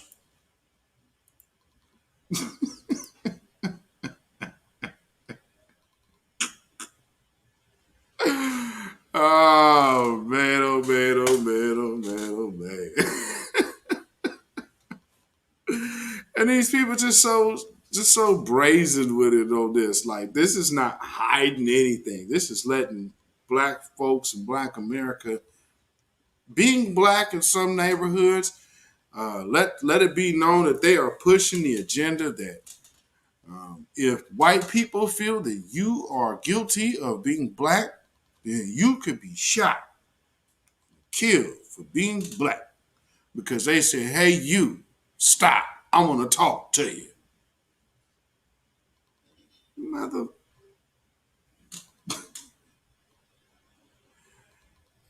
I mean, can you imagine you just walking down the street, even if you are jogging down the street? Hey, you. Hey, stop. I want to talk to you.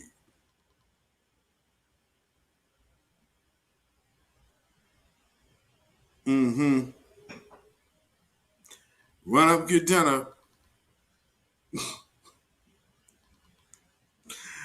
I mean, but like I said, when you catch somebody, that's, man, for all we intents and purposes, we know that dude I said I get the gamer vibe off of it. So it's like that dude wasn't pressing no line of a threat, but he wasn't ready to die, obviously, and was ready to fight for his life as he should have, because these slime balls were doing nothing but chasing him down, hunting him down, to murder the man. I mean, let's think about it. We're talking about something that happened in February. We didn't hear about this until June. The hell? Just like Breonna Taylor. Breonna Taylor was months later. We're hearing about it. Like, and how the media did that too. If you go back and look up the original news articles from the Breonna Taylor weekend of her actually being murdered in her home innocently by the police. If you go back and look at those news stories,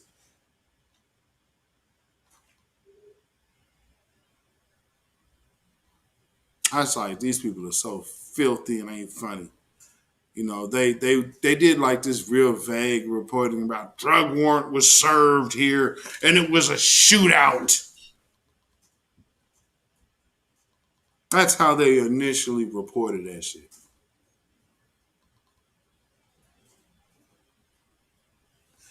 They literally, and then tried to throw more mud on the woman. Now they never put her name out there, but they tried to throw some more mud on her.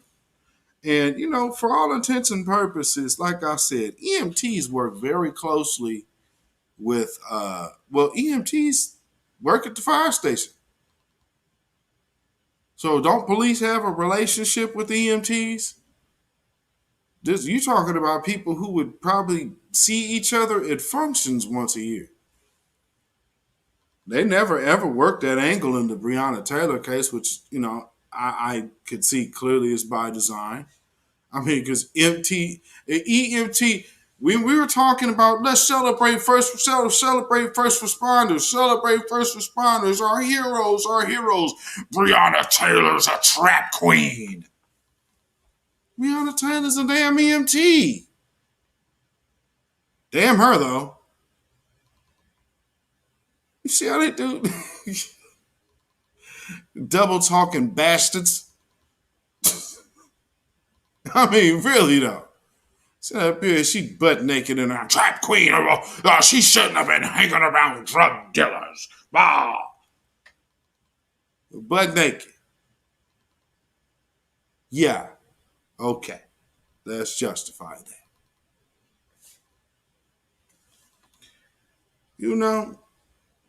I mean, this world is a trip. You got people, but I mean, it is what it is. We in a bizarre world. The wicked run it. The earth is giving it to the hands of the wicked, and that is clear. And they like being wicked, and they'll do just little wicked, ignorant shit like that. And knowing that this man's mom is up in the spot, like, have some kind of tact. We got these black pastors sitting over here with the family, so here, let me further indict his mother for being black. Your son was black, you're black, and these pastors are black. Look at that. That's Jesse Jackson. Because the family has really taken a loss. And I would think any support that the family can get, they would allow that. Right. And it wouldn't be frowned upon. Really? So it was unreal.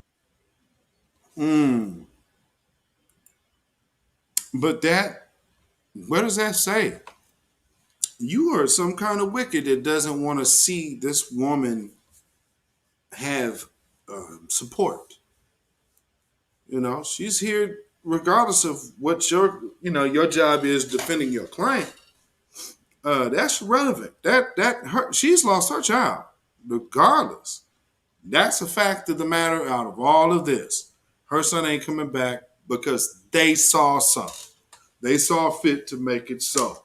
There is no denying that. They don't deny that. We're just hearing when you hunt somebody down for being black and they resist being executed, that can be determined to be self-defense.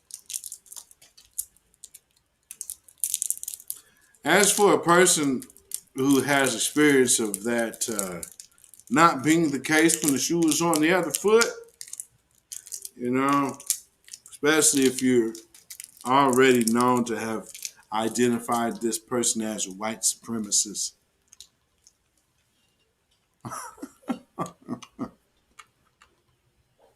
So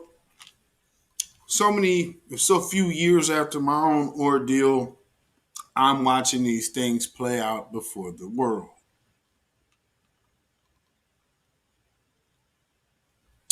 Things that probably some of my own family didn't believe would exist. Some of your family too. And maybe even some of you. Because, we got those people that believe, and some people teach people to think in the vein of, the police ain't gonna come get you if you ain't doing nothing now.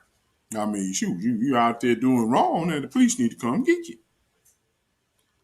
You just go ahead and pick them pants, pull your pants up, pull them up. Looking like a fool with your pants on the ground.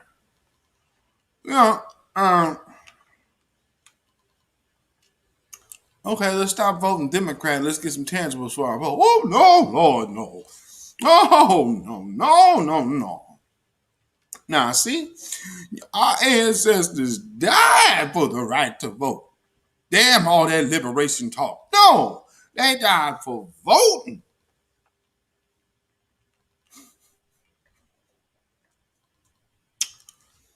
Yeah, I'm sure that's what Denmark Vesey and Nat Turner were on the plantation thinking about. Man, you know what we gonna do? We gonna kill all of these white folks over here so we can get off this plantation and start voting in their election.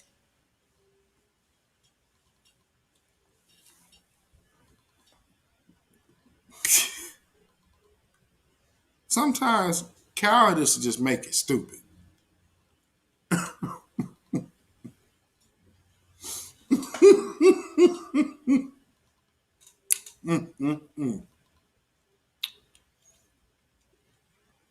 Talk about the blue-eyed devil. Man.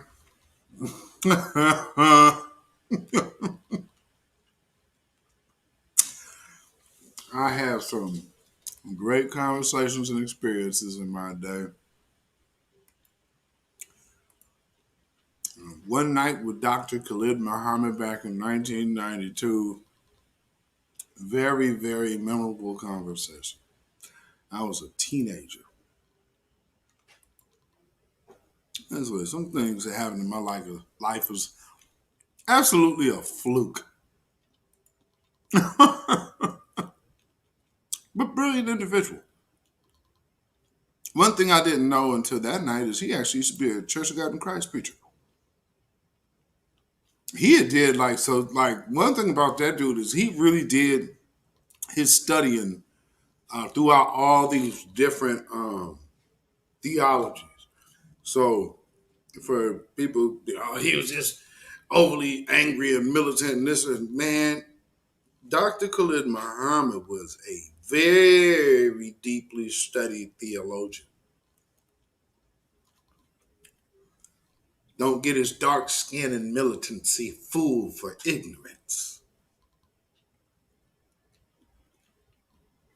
I mean, shoot, we got spice, we got soul. What you think? Man, we're going to do everything with a little bit of flair.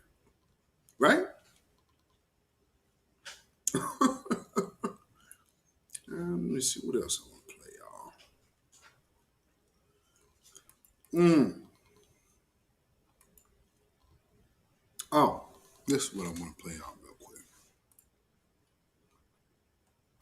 I gotta go to Twitter for that. This. So I'm thinking with the whole Kyle Rittenhouse thing. Do y'all remember what he was doing? Okay. I looked at that today as I was watching these replays, right, as I'm getting ready for the broadcast. You know what came to mind? I'm like, this dude kind of he got the like male, like the Carolyn Bryant vibe to me. Like, what about, all of that just made me think of crying white women saying how these black men raped them that never were near them. And so random black men got murdered for the lie of some woman who wasn't telling her man what she was really doing. Now, some of these women just had lovers. Had nothing to do with no black man nowhere, no how. But to not out their own lover, they just throw some random black man under the bus. Random black men getting killed for nothing. Minding their own business, being black. You know? And that's normal. So when I see Kyle Rittenhouse doing that, this is what came to my mind.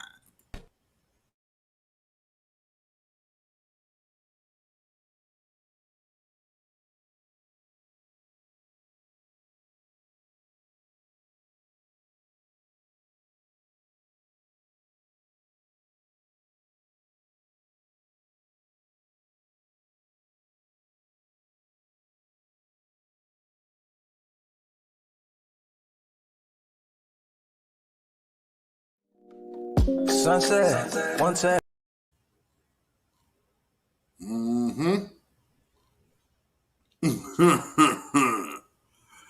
And that's, that's exactly what I'm thinking of when I see that. I'm like, yeah, man, that's what comes to mind when I see stuff like that. And who knows? Not to say that the one white dude didn't pull a gun on him or whatnot. Yeah, I'm sure he probably did. But like I said, that's an adult male with a weapon. That makes a lot of sense. A teenager with an AR-15 out of place who's already pointed his gun at some black folk, because that's who he's out there looking for in the first place. So notice, but see, the people that he went to, they had guns too. So then he got his ass away from them. Oh, that's a joke, yeah. But then he went and found somebody to go kill by the end of the night. Whiny white woman. That's the Karen mantra, oh yeah. That is the Karen mantra. So, we are at about 2 hours. So, I think I might have to open up some phone lines. Who knows? Let me see what I can do here. Because there is something else I wanted to show you.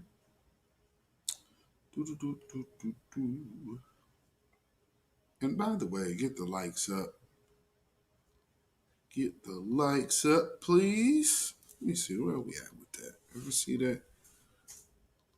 No, okay. Okay, good. Good job, y'all. Thank you. Shout out to y'all. Shout out to y'all. And shout out to y'all who catch the replays. I appreciate y'all taking the time to come back and catch me if you miss me. I definitely appreciate it. I know some of y'all, there's other people that y'all watch, so I'm glad to be on the ticket of things you watch. So some of y'all are Kwame Brown fans, which I watch Kwame. Of course, y'all African Diaspora Channel fans, and also Queen Amadar Shakur, of course, and Tina Berry, straight no chaser with the Queen. Let's see here. Oh, that's right. That's how I gotta do it. So, there is. Oh yeah.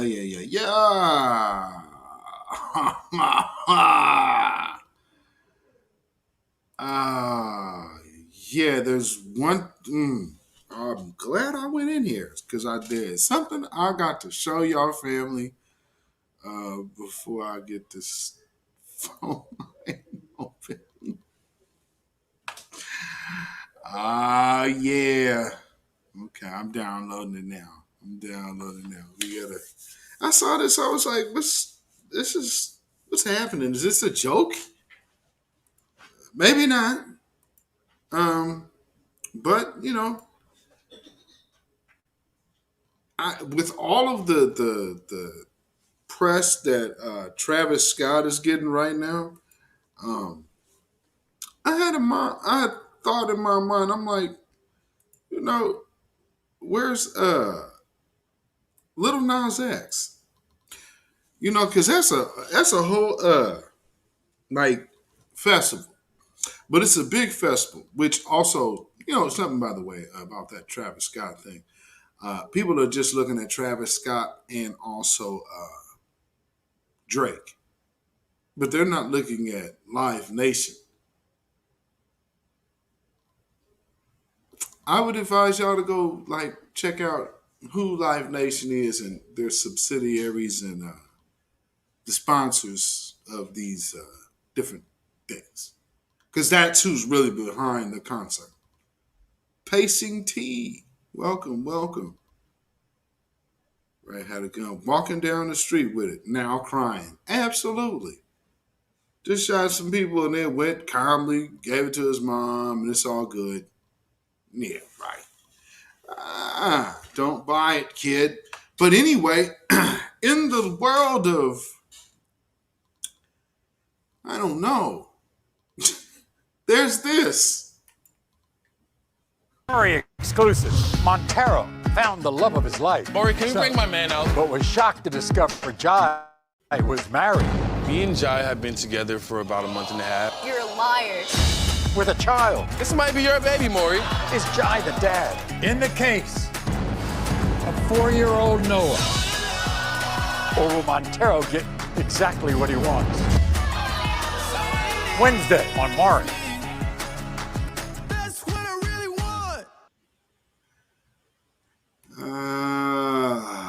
So just when you thought that the gimmicks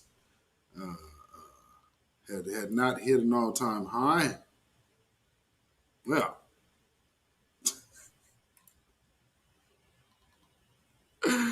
I'm like, I saw that on Twitter. I'm like, what is this? I'm confused.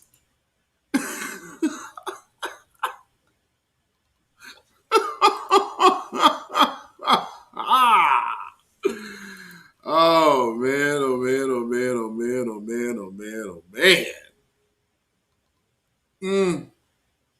man. Family.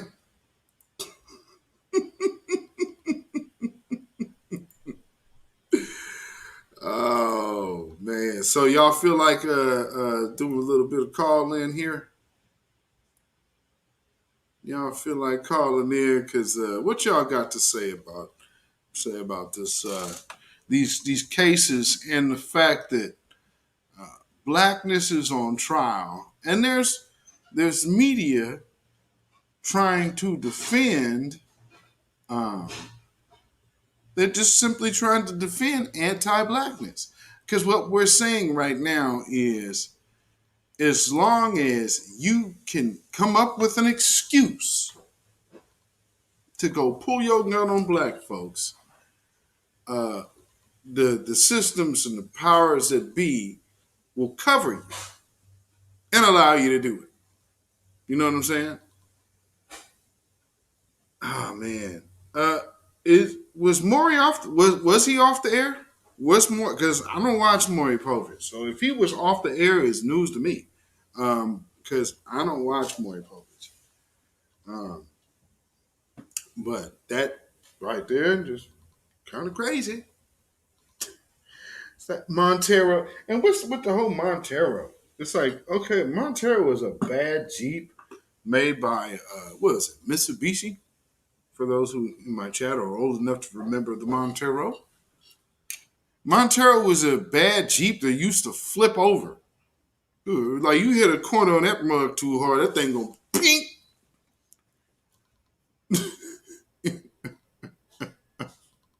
You're not winning.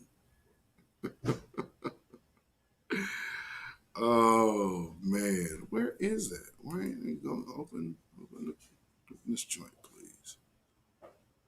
Okay, there you go. Okay, so we're gonna take a brief break, and then we will come back with the lines. The lines open. Then give y'all a chance to go ahead and call in. Of course, any new first-time callers, I'm gonna definitely get you in here first. So as soon as I do this little break here, we're gonna come back and we're gonna open up these phones, and we're gonna talk about. We're gonna hear from y'all and hear y'all take on, the defense of anti-blackness in the media, and then of course just how they're blatant racism in these courts. Because we just saw that. I mean, overt blatant racism. Overt. All right. It's just basically you're saying Montero is synonymous with the flop.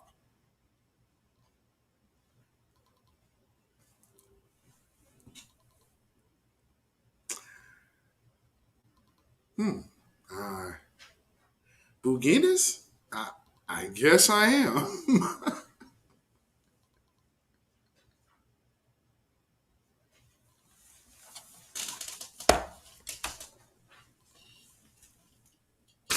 I guess we just wait for the inevitable Buginas.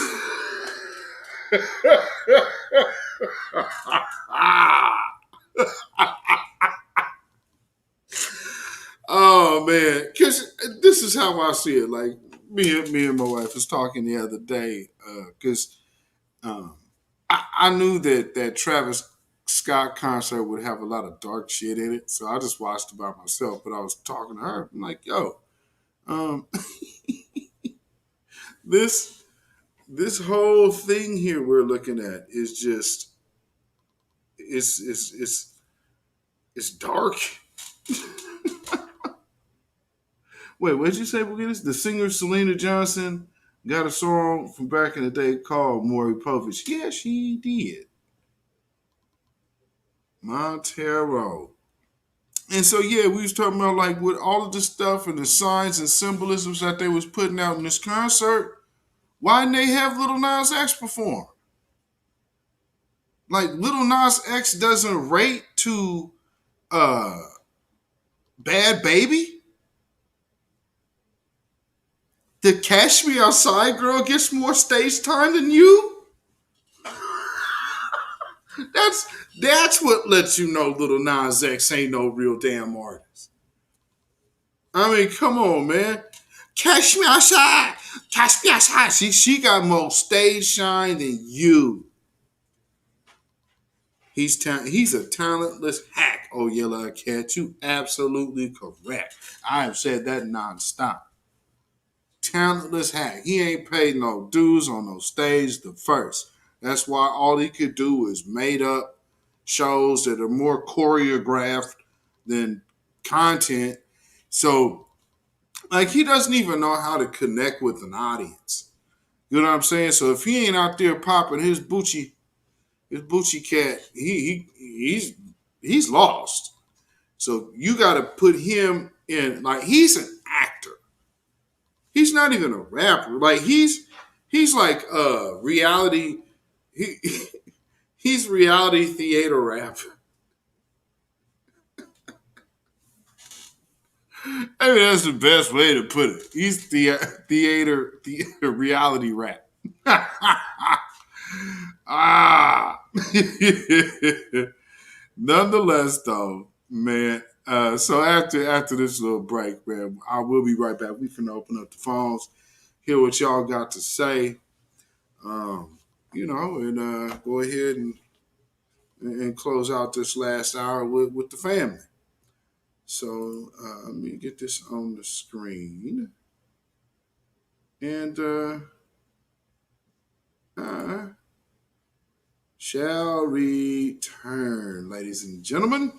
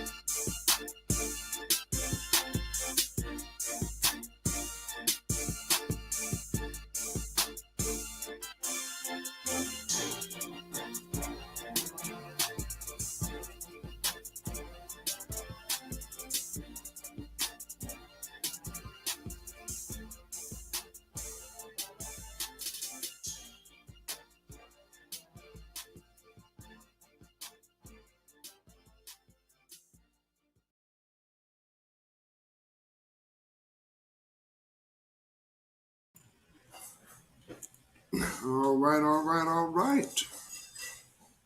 All right. Put this number in the chat. And let me get a pen there. All right. Y'all should see the number in the CHAT. Get that off the screen. To share.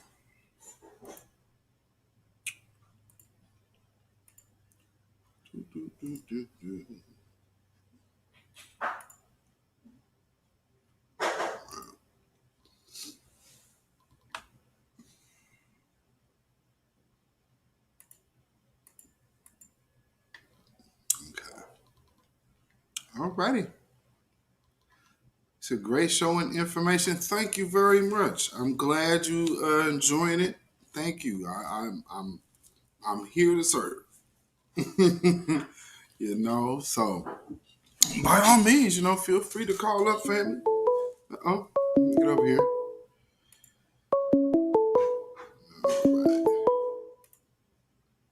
Call from Silent D. To accept, press 1. All right. Looks like we got my brother in the house. Go ahead and tell him who we got on the line. Silent D, calling out of Atlanta, Georgia, also representing South Carolina raised 802 B1 Royal Fam. How y'all doing tonight? Good, man. Bless. Bless. Once again, King, you are bringing a fire broadcast as usual. Thank you. And something we all need, especially with what we're always having to deal with. Constantly under attack, no matter what the situation is. We can have a regular 9 to 5. They still talk shit about us. Kind of like what we've been seeing with the whole Kyle Rittenhouse thing, and especially those jury members that we've seen in that video. Especially with that horrible, I swear that's a toupee on the top of his head, that sunburned, sun-dodging bastard. They had the nerve to say if black folk were in the back wearing Colonel Sanders, or what did he say? I forgot, because I was trying to put together what the hell he said. Like, it made no sense at all. For one. Well, no, he made mention of the Colonel Sanders. So basically, relating preachers being there or pastors being there in support of other black folks to the thought of a bunch of Klansmen, clear racists showing up. So he compared apples and oranges because it's like, okay, what if he should have said, what if white pastors came in support of these people? But instead, he went full-blown Colonel Sanders, dressed like Colonel Sanders with white masks. That's what. Go ahead. Wouldn't that be apples to lemons, though? Considering that was just the most sour thing I've heard from that horrible creature. Yes, very much so. Very much so.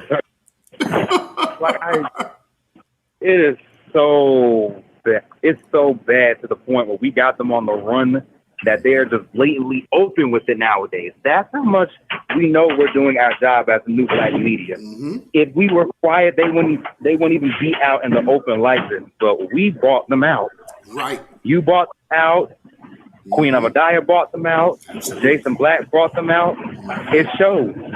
It shows. We're leaving our mark everywhere. Yes, very much so. And now let's talk about Kyle Rittenhouse, or that ugly baby. Did he really look like that when he was a baby? If so, he should have been left back in that oven. He was clearly undone, uncooked. Right?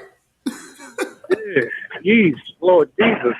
I didn't think we would see a male Karen cry up on the on the stand like that, trying to for real basically say, well, I mean, we already know he's going to walk. It's not going to be a surprise. So, Royal fan, we're not going to react to that, except for the fact, well, we can be disappointed, but we're not going to go out and just tear shit up. That's what the other folks be doing. Right. And other folks that look like us, they're clearly working with them since they're pretty much probably on some agent vibes, if you ask me. Know. You already know. Like the one person on these juries. Mm-hmm. You already know. Right. It's just, I can't even. Oh, sorry, I'm trying to unhook a cart here with packages, as you can see, but I'm on my speakerphone. I'm not on my Bluetooth. Gotcha. So you can hear me a bit more clearly. Yes, definitely. Oh, yeah, like a cat in the chat. Shittenhouse. Oh, yeah, that's a good one as well. Yes, indeed. That's perfect. Yes, indeed. Oh, man, so goodness. anything else, man, before I let you go? As a matter of fact, yes. I am going to drop a YouTube link in the chat because I want you to close out on this. My favorite homies, Marquis, and DJ Sway the Remix Guy. If y'all know DJ Sway the Remix Guy, he's the one responsible for the beans, greens, potatoes, tomatoes, lambs, rams, hogs, dogs. Both of them just finished a collab with Kyle Rittenhouse crying and did a remix off that shit. Oh, really? Yes, it dropped 17 minutes ago. 17 minutes ago, I'm telling you. Oh, wow. They just dropped. I am so done. Yeah, send that to my DM. Okay. All right, I'll send it to you on your Insta DM, okay? Yes, please do. Right on, man. I appreciate it. Silent D. Yes, sir. Anything else before you go? Yes, Royal Fam. We know how they do. We know how they act. They're clearly blatantly open since we know we got them on the run. That's the result of New Black Media. We have to keep our foot in their asses, foot to ass ratio. Hi, Beatzilla, you said that. Yes, sir. You coined that term. Yes, sir. And we have to be ready to fight against the multiple wars that always lead back to us for whatever reason. Like it's just nonstop. Yes. But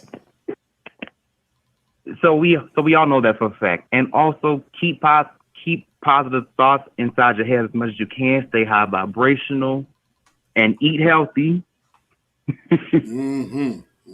And that's pretty much it. So I'm gonna let you go because I definitely want to hear some more callers. Actually, I can't because my phone is about to be on 15%. So I'm gonna go charge my phone up right now. All right, Silent D, man. Appreciate you, my brother. Have a blessed night. Okay. Be All one. right, and I'll let you know in the chat when I send it to your DM. Okay. Okay. Right on. Thank you. All right. Peace. Peace.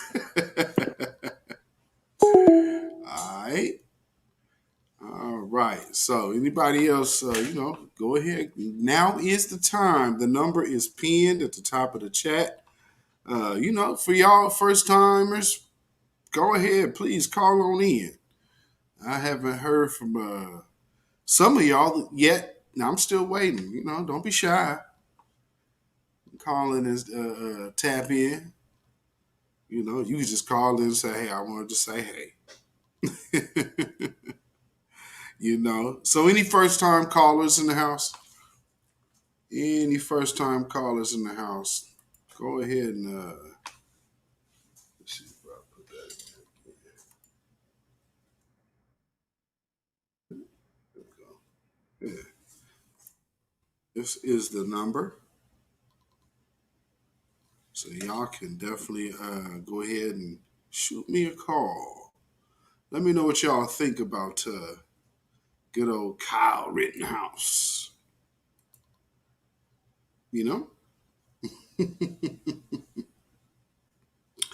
Are y'all feeling his tears?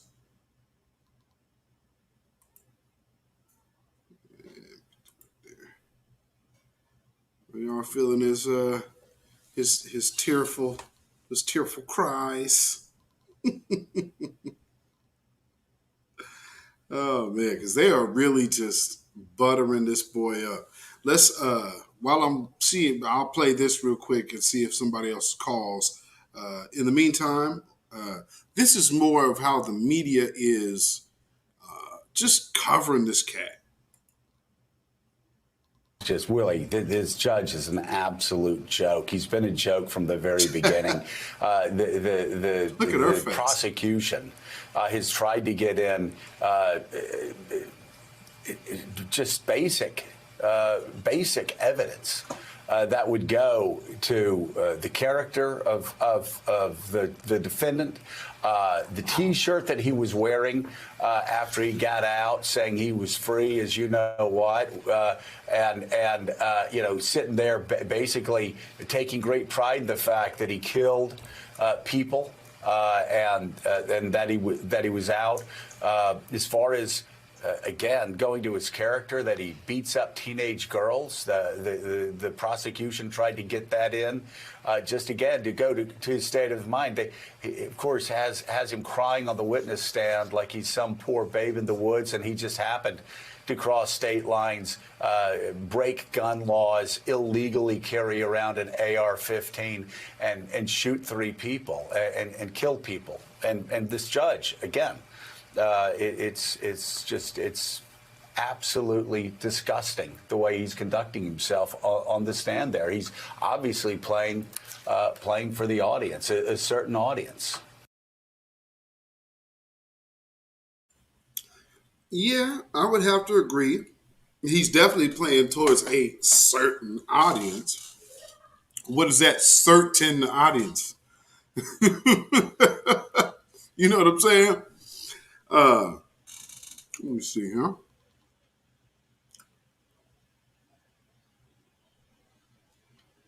Trying to see what he didn't hit to throw that. Yeah. Oh no, yeah, no. It's not just man, anybody out there can call. I'm particularly looking for first time callers, but I am not particular for it. If you got something to say, go ahead and bring that line. Let me see. Okay, there it is. Oh, cool. Listen, YouTube. Good. Mm-hmm. So, yeah. He said, looks like quiet, you. Sure do, huh? Who's old enough to remember that? Oh, man. We old like Roger Ramjet. Roger Ramjet, he's our man. Dating myself. Can you feel it? Okay, I got it. I got it, Silent D. Oh man, I'm just looking at who's all live right now. What is this at? So I'm live right now. The brother Blizz, Kareem, he's live. Kareem Johnson. I know Jason Black, the business was live earlier. You know. Man. This is something that I hope everybody understands. This is a new day. Black media is here putting foots to asses. For real. Let me see. Let me get her off the screen. So I'm still waiting on anybody. If anybody wants to call, but I'm gonna play this video that Silent D just sent me.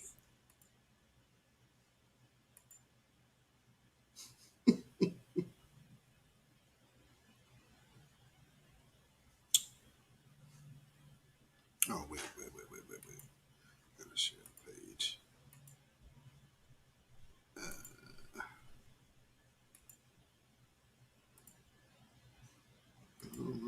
So we got the Kyle Rittenhouse remix.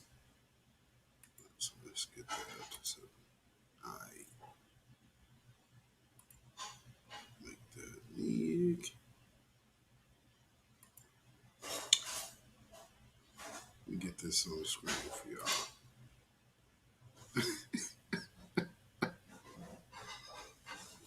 Is this? Oh wow! Oh wow! Is that a complaint to file a complaint or a grievance against the judge? Oh yeah, need to do it. Definitely. Let me see here. See if this is ready to play. Once I take that step back, I look over my shoulder and Mr. Rosenbaum was now running from my right side. You ain't got to lie, Craig. You ain't got to lie. And I was cornered from in front of me with Mr. Zeminski. And there were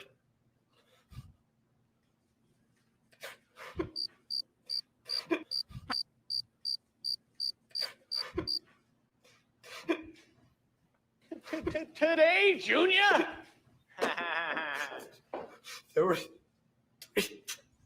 people right there. Take a deep breath now.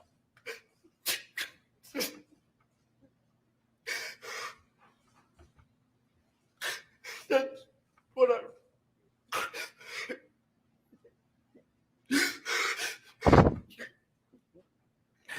That's where I run. Boy, if you don't get out of here. Get out of here, man. Shit, I'm saying. Hear the music. I'm Marquis, baby. Marquis, baby. Wait, the music's gone. Hold up. Hold up.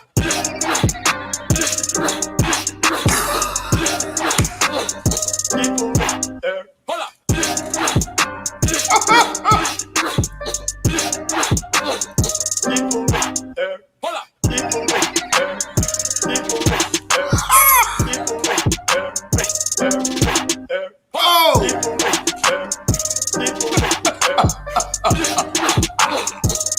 Boy, if you don't get, hold up.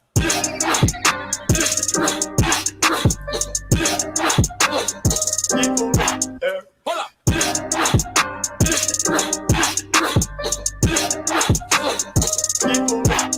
Hold up. I'm Marquis. It's to you, boy.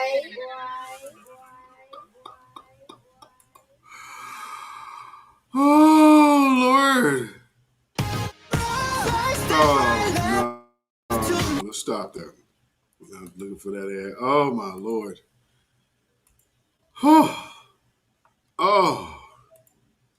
Oh, that was funny. That was funny. Oh, you know what? I think I'm gonna run that back one more time. Let's. That was funny. Yeah, let me see that one more time. Once I take that step back, I look over my shoulder and Mr. Rosenbaum was now running from my right side. You ain't got to lie, Craig. You ain't got to lie. And I was cornered from in front of me with Mr. Zeminski. And there were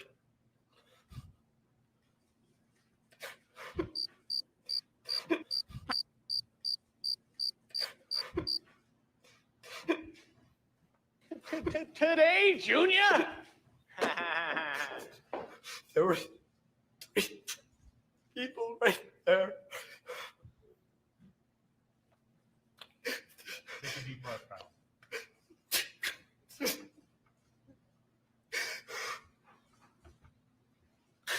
That's what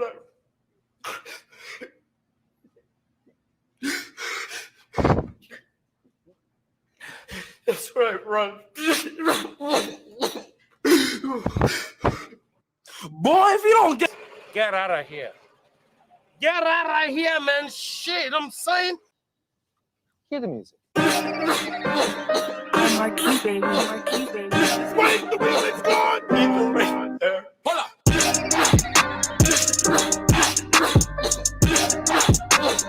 People right there. Hold up.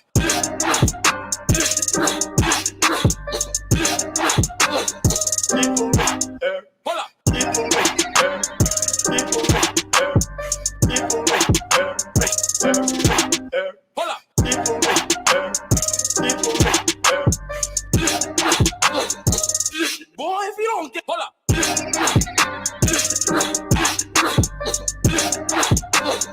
People right there. Hold up.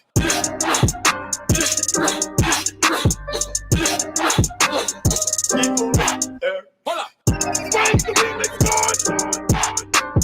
I'm Marquis. It's to you, boy.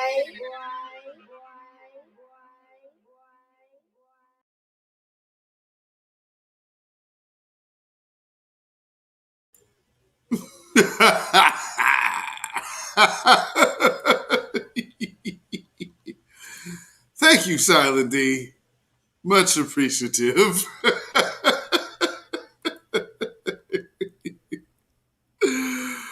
Oh, Lord. Now that was funny. Oh, goodness. Good grief. See, my last broadcast, we had to get a little deep and dark, so I definitely wanted to make sure that today's mood was much lighter. And it is. It definitely is. Oh, man. Okay, family. So, again, the line is still open, so y'all can feel free to call. Call on in. Oh, yeah, I can. Call me from Canada. I need to get that Canada love. Where Vince I am. I know it's like morning time over there in the UK. Need to hear somebody with an English accent or an accent or something. Call in here. Tanya Zion, where you at? Where you at, Tanya Zion? SMCM, Shawana Stevens, Dan Ruck. Yeah, all y'all. And Dan Ruck, you know, you can call in, brother. I done seen your face, so you can call, you know. Call in, brother. Pacing T, you are definitely welcome to call. Viewer 1, you know. You heard Vince's voice? Oh, yeah. Where's Vince at? Oh, okay. Yes, indeed. It should be, let's see. Yes. So I'm just waiting on the phone to ring.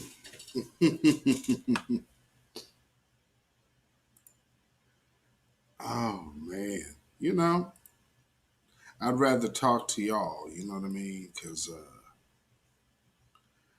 you know, a lot of our people be on some other, be on this. I remember your laugh when I was at my worst. Let me tell you, piece of scum, I'm supported from above. Your man in my DMs while you're talking shit behind my back. All the shit you said made you look like a little bitch that had your opinion, bitch, fuck that. What do I think of you? How I love in your face, bitch, if you only knew. Ha ha ha, ha ha ha, ha ha ha. Party till I die, with my chin up high. Fuck 'em all, fuck 'em back. Twerk like it's my last day on this earth. Let that dollar make her work. Shake that money maker in my face. It's a favor. Ooh, I love your misbehavior.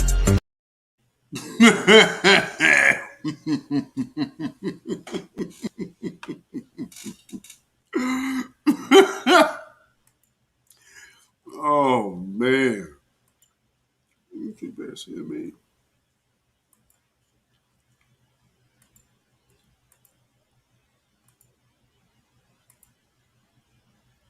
Oh. where Tina Berry is. Well, where you up, girl? Just sent me a message. You need to call. Man, I need to have to see if I can't get Tina Berry to call in. You know what?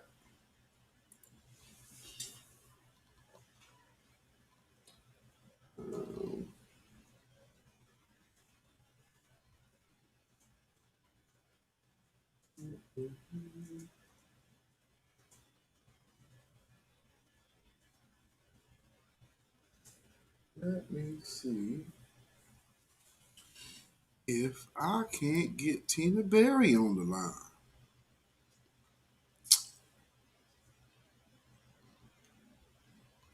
So y'all ain't up here like I'm just up here capping. Like, nah.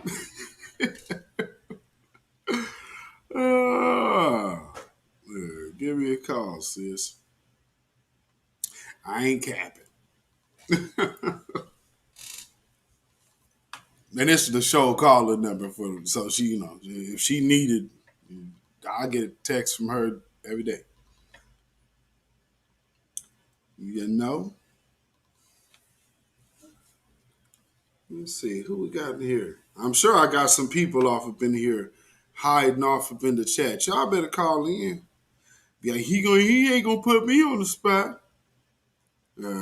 Black Love 17, are you in the house? You see that number? Go ahead and give me a call. Let's see who I got here. There we go. Call from. All right. To accept. Hey, who do I got? Hello? This is Enos. Is this beatzillapdx? This is. How are you doing today, brother? I'm doing blessed. How are you? You said you wanted somebody to call in with an English accent, so that's what I'm doing, even though this is not my real accent. But, I like to give the kids what they want. So, this is my character for the night. Coming all the way from across the pond, how are my American brothers and sisters doing? Oh, you're doing wonderful, brother. Wonderful. Cheerio, pick. But now, seriously, you're not. I'm all about giving the kids what they want. Yes, sir. Bukitas in the house. Oh, man. Everything sounds so more sophisticated when you say it in a British accent. Yes, hey, that's what all the old movies told us. Even the futuristic space movies, they still talk with English accents. I guess that's why they love to get those actors from across the pond, even though we got tons of black actors over here. They love to get those British black actors. But I digress. Facts. What you got for us tonight? Well, I got more of a question and commentary because maybe somebody else can help me out because I don't rack my brain for a solution and have yet to come up with something that has settled in my spirit. And so I've been at this job for like 3 years now. I just made 3 years like 2 months ago. And these bastards over here in this country don't want to pay nobody nothing. Now I done been here for 3 years. The supervisors always tell me I do a great job, this, and that.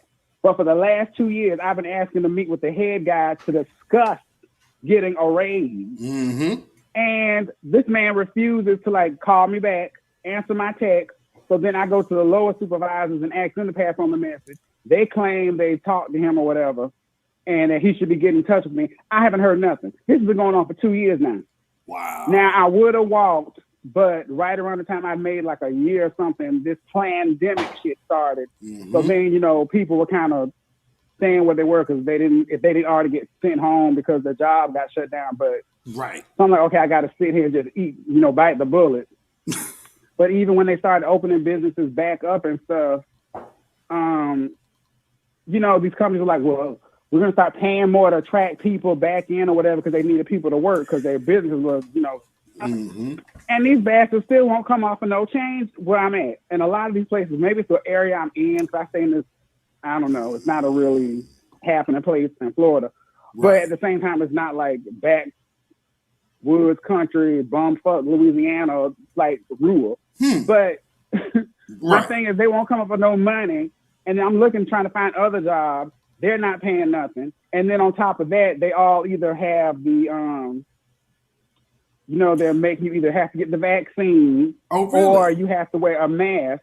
And I got respiratory issues. I don't have respiratory issues since I was a child. I can't be wearing no damn mask all day long, breathing in carbon monoxide, which is another thing I don't know why they want to address in the media. Like, it's okay for me to wear a mask all day long and breathe in my own carbon monoxide, which is poisonous. Right. But I'm supposed to be more afraid of a virus I may or may not catch over, I know in time something's going to happen to me health-wise if I keep breathing in my own carbon monoxide. But that's aside from the point. My thing is, what am I supposed to do when there's really nowhere for me to go? I feel like I'm trapped because, like I said, either you're going to get this vaccine or you're going to wear a mask no matter where you go. I can't really work from home because right now I don't have a computer. And I don't really have the funds for one. So, and then plus the internet, I don't know if it's just my area, but it seems like the internet has been acting wonky as hell.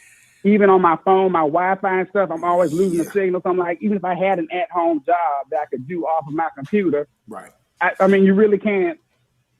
No. I don't know. I just wouldn't trust having a job like that if my internet's always going in and out. So I'm like, what's a bitch supposed to do? That's what I want to know. In these times and days, maybe you don't have an answer. Maybe there isn't an answer. But I'm just like, I feel like I'm trapped. And maybe this is just how it's going to go because the end is coming. And the Bible said it. This is going to happen. But I'm tired of being in this dead end rut job, but I feel like there's nowhere else to go unless I compromise myself and take this poison, which I will not do. No. And so, I'm kind of surprised that Florida is having mandatory jabs because I thought that was, or are companies just defying the governor?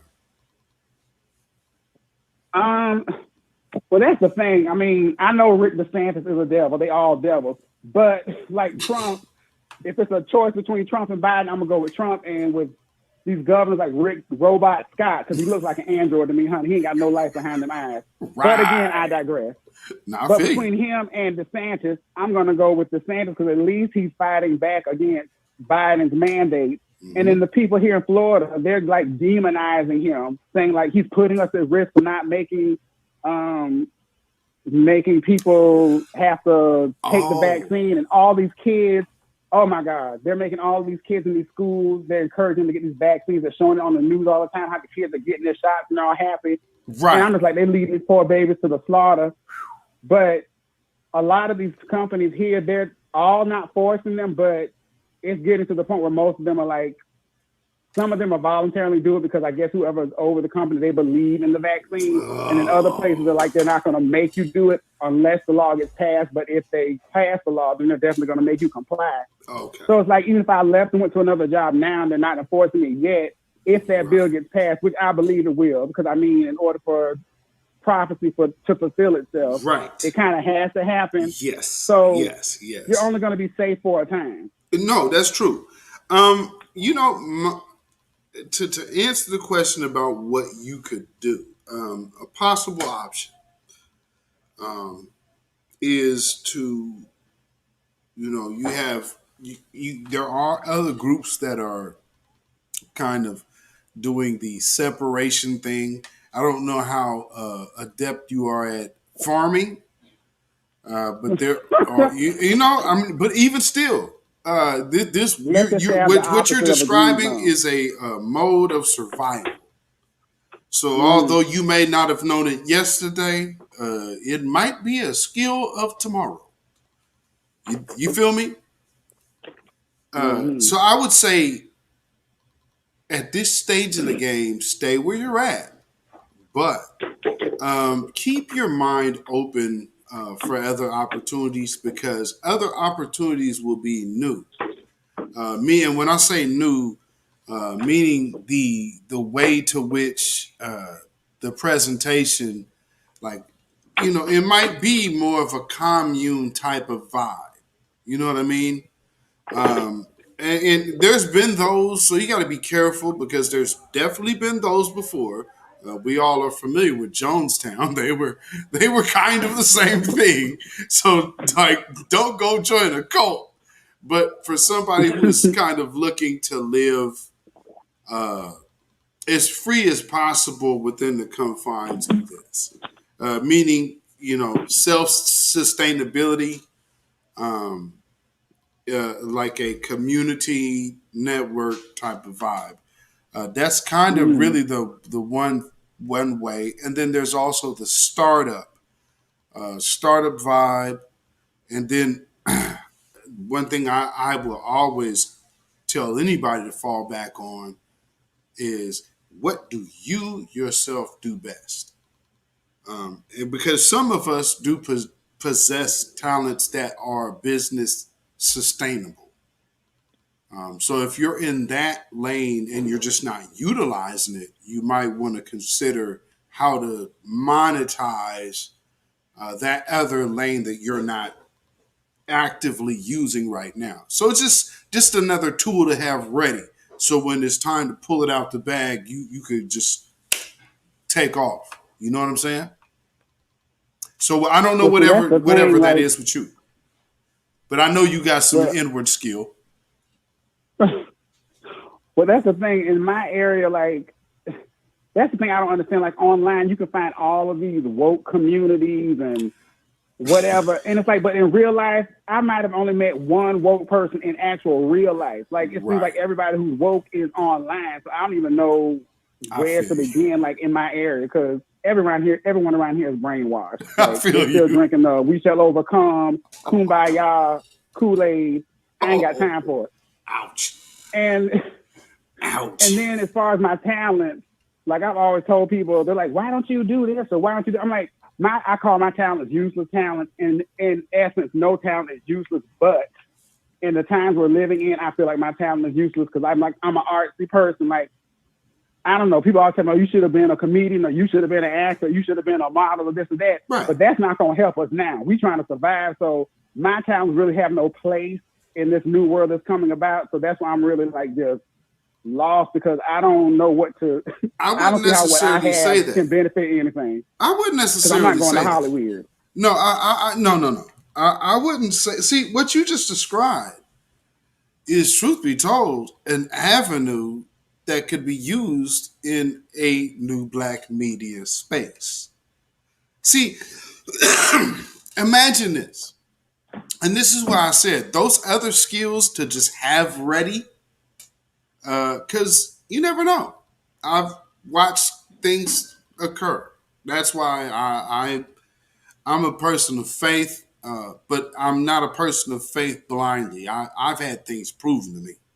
So when I say things can happen, all you got to do is do your part to be ready. There will be a mode of escape for the faithful. I'm a firm believer in that. And faith without works is dead. And you have an actual talent. So don't stifle your own talent. You may not see the use for it now, but you will never know if you aren't ready when that opportunity passes by your way.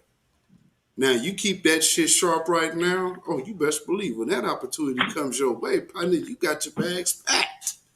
Let's go. Where we headed? You know what I'm saying? And a life changes in a day. Now, yes, we got a lot of things that we are going to face, and we're going to watch a lot of destruction. That's the part of the faith, is knowing that, hey, man, as bad as it looks, he got us. So, you got to keep that in mind. You know what I'm saying? Mm-hmm. Mm-hmm. I hope that answers your question. I tried. I really didn't expect, I guess there's really no answer, because, I don't know. I just don't feel like where I fit in, because, like I said, my talents are all artsy-fartsy, and it's like when time has come where people are trying to, going through food shortages and famine and rolling blackouts, ain't nobody going to be trying to get their laugh on. They're going to be trying to get their eat on, trying to find something to eat with a loaf of bread costing $10. So Facts. It's like, what good is my abilities in we need practical business, we need people who have business talents and, like you said, agricultural talent. I don't have none of that stuff. Like, I'm totally right brain. So I don't know. I think you shorten yourself in the aspect of the art of communication.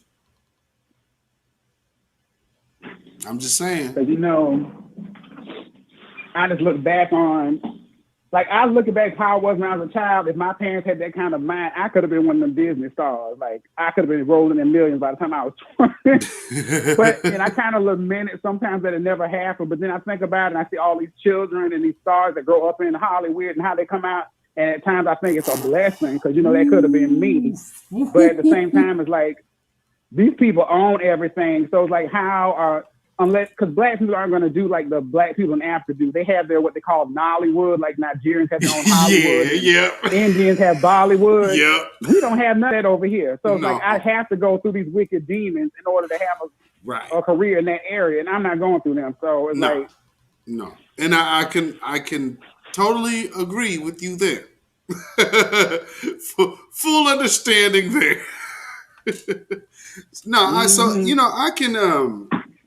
I can dig the sentiment, and I'm sure you're not the only one feeling that way.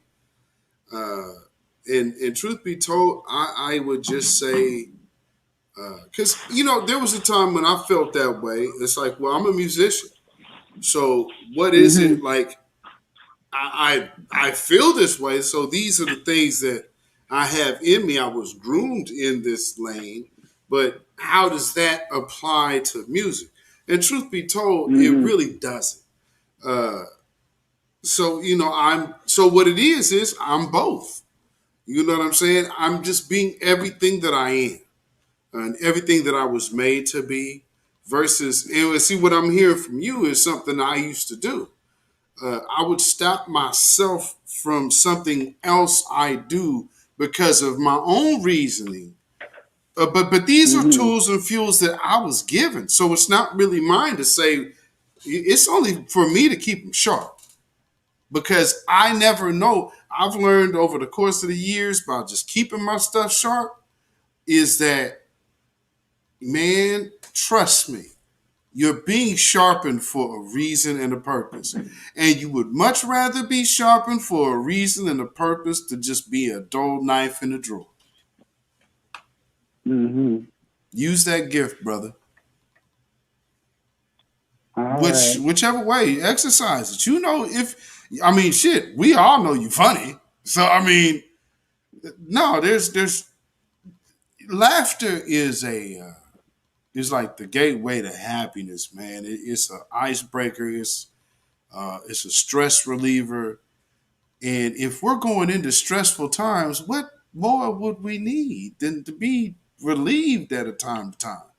You know what I'm saying? Whatever that may look like, but because you're ready, you're there. That's all I'm saying. So don't say because I don't see the need for what I do right now, I'm just not gonna do that. Nah, be you. It's part of you. Be you. You were made to be what you are. So all of that, man, bring it to the storehouse, brother. Yeah, don't stop yourself. I ain't gonna hold up the line. Yes, indeed, man. I appreciate you for calling, man. I hope somebody got a good thing out of this call because, there's a lot of people, not just you, that have these talents that may not know what to do. And hey, man, like I'm telling you, I'm telling them, man, be free within yourself and sharpen yourself, man. It's yours. Own it. Own it. You feel me? All right, brother. Appreciate you, my brother, man. You have a blessed night, man.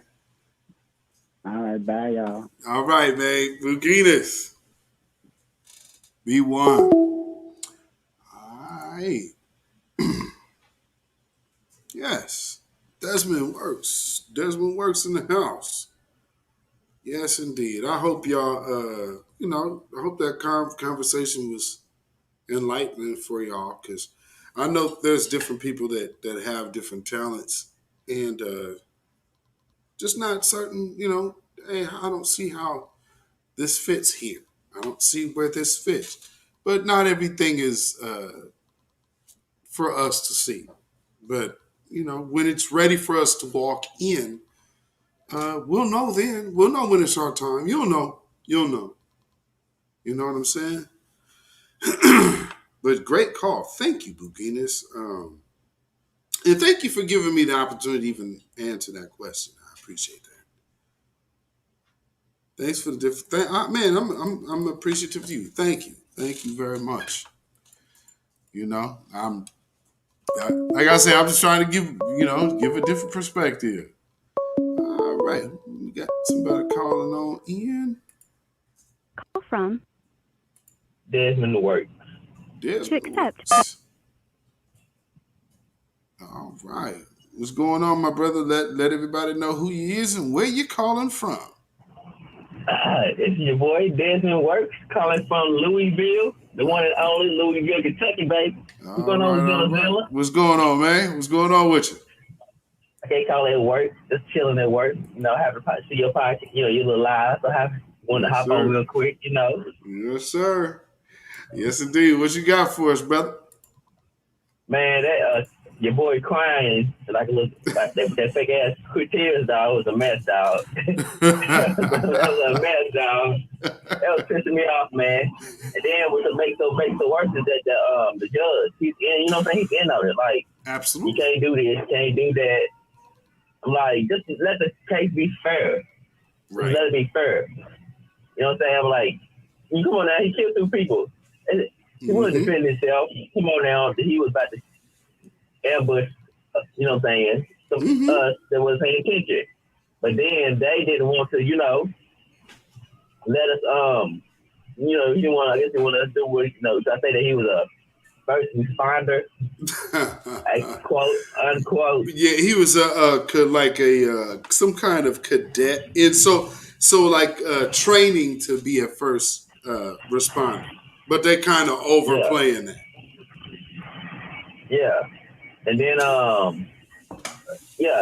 like he shot, people was actually trying to stop him from doing it, but he killed them. But then we made it so bad too. So like Quinn was saying yesterday, we made a good point. When the other first responder said that when he put his gun out, that's when your boy shot at him. If he had said that, then it might the might actually have, you know what I'm saying, something going on. But now he basically trying to say to her, you know what I'm saying, he might be, get him acquitted.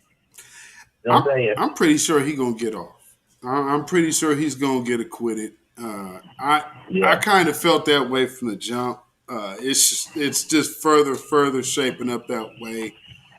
They gonna sacrifice the old white men in Georgia. They're going upstate, and they're gonna let the little young white boy, the little sadistic bastard, go. Yeah.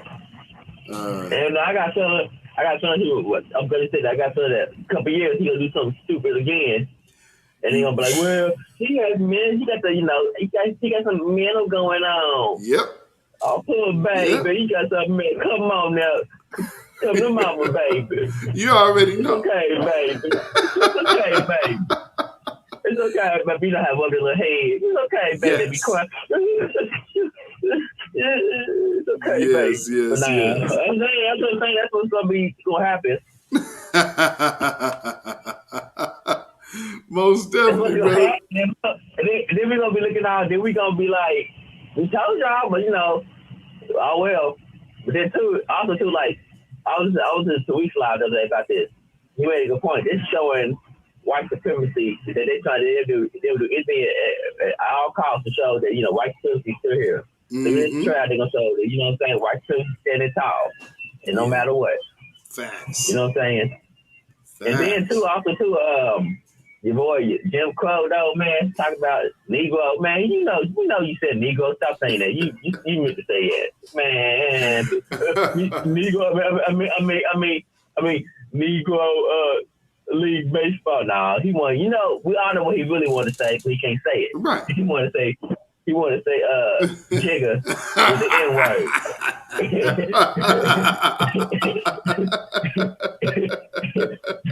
I'm just saying Zilla. I'm just saying B-Zilla. Everybody knows. Yeah, no, that's. I mean, but see, that's the thing. Not well.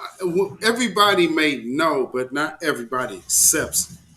And so you have a lot of these people who are like, well, you know, he may be a little bit, but it's still so much better. And now we don't have Trump to do that no more. That's what I'm saying. You know, right? They don't have it no more. I'm like, you know, he's racist. Right. Sorry, he is. Right. I mean, you stop being blind to it. He is. Think about it. He does nothing for your people. He does it for everybody else. Right. Stop defending that old white man, okay? Right. He's old. I'm like, I was like, he got dementia. I'm sorry. Cause I know a couple of family members that had dementia. Man, he got dementia. Look at him, man. He can't fall himself, swear his face, talk about old stuff. Too much. No, his mind gone. Right. Y'all see it, y'all see it, y'all, man, y'all sheep being led to the slaughter.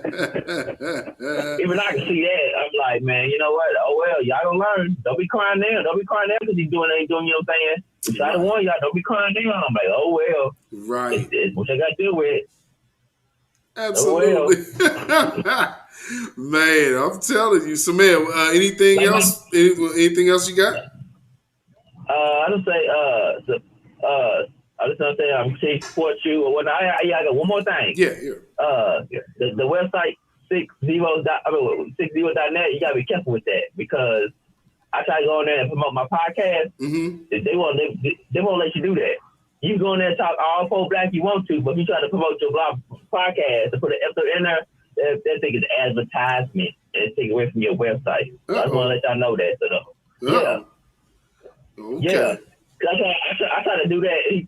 The manager tried to get all. I mean, I guess the head person of the business tried to get on me about that. I'm like, I'm just spreading my podcast because you know it can help your website too and promote me. I'm like, I'm not trying to take away from your website. I'm just trying to help out myself out. At the same time, it can help you out. I'm like, you know what? Don't worry about it.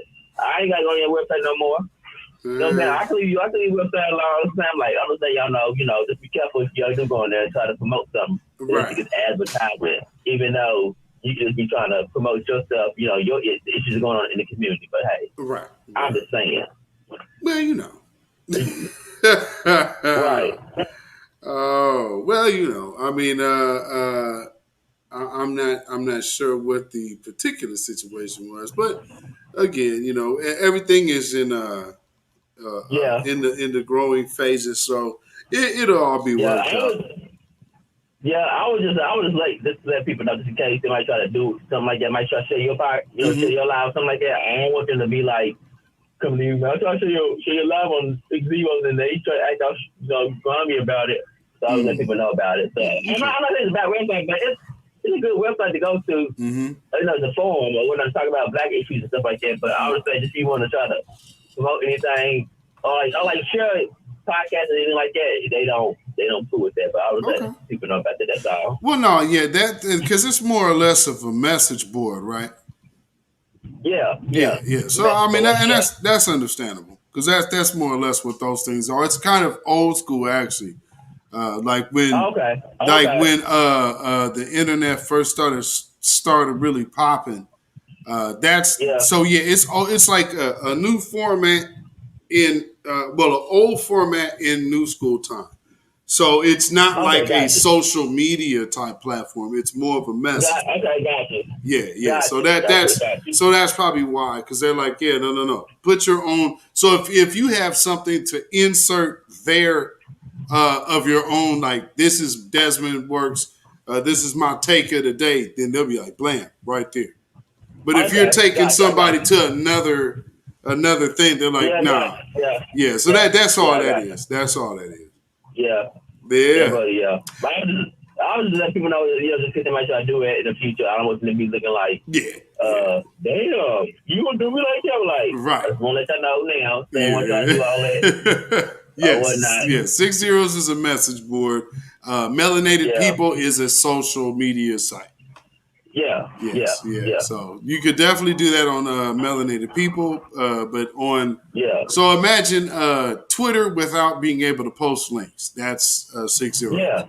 Basically, yeah. You're right.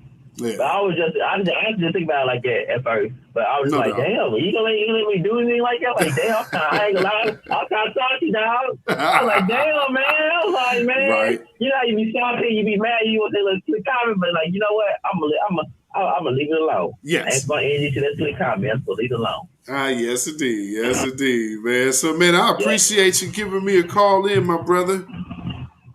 I appreciate you too. Yes, fella, sir. man. Go ahead. Appreciate it, my Go ahead and brother. drop the link to your podcast, man. You could go ahead and do that in this Okay. chat when you get off, and go follow Desmond Works podcast, y'all. You know, it's called That Works. It's on Spotify and all other platforms where they do a podcast. But you gotta type it. You gotta type in my government name, dog, because it's weird to get it. Because if you type in the name of the broadcast, it won't pop up. But you gotta type in if you like say look for it under that, because it's spelled BATWORKS with 2 exclamation marks, but it's not gonna pop up. If you type in my government name, there's the work. I'll put it in the chat. Then it's when I'll put the link in the chat, but it'll pop up. Okay, right on. See my podcast. Okay, right on. All right, brother. I appreciate it, Big Zilla, my brother. Yes, all right, sir. Man, you be safe, my brother. Thanks, man. Be one. All right, then, be one. Peace. All right, then. Peace. Alrighty. All right, family.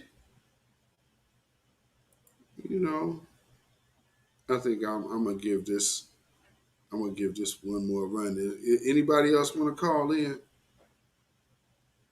Anybody? I got Shamana Stevens. Y'all been in the chat for a minute.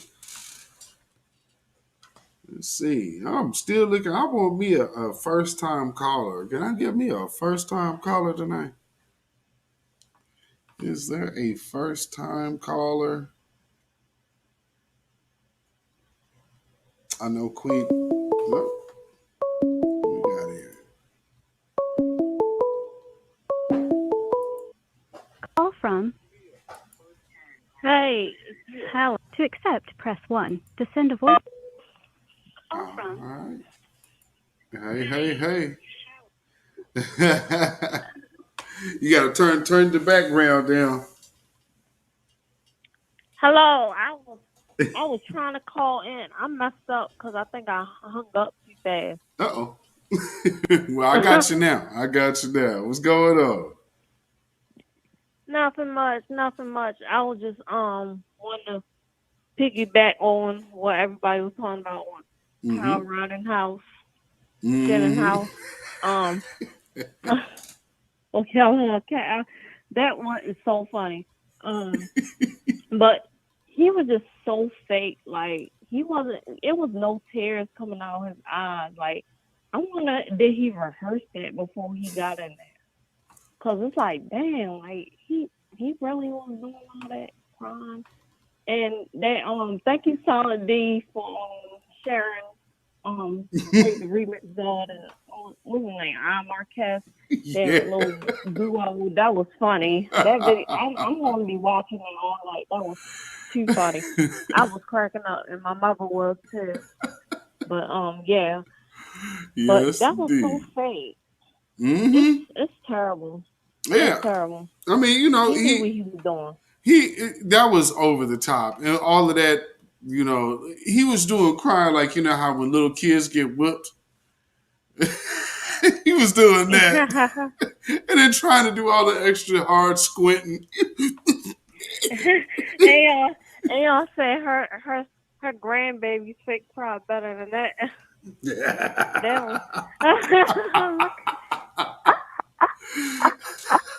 Right? Oh my gosh, that is so funny.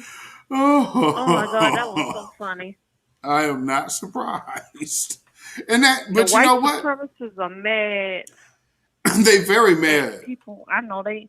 I know this D1 brother I follow. He made one with Rihanna's song, one of her past songs. and it was so funny. I posted it in the court on IG. Oh, okay. But that is so. Those videos, we gonna be having a field day with that.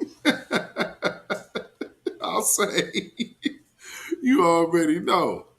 That is just so funny to me. I looked at that. I said, okay, and you know, like I've told y'all, I grew up with people just like that.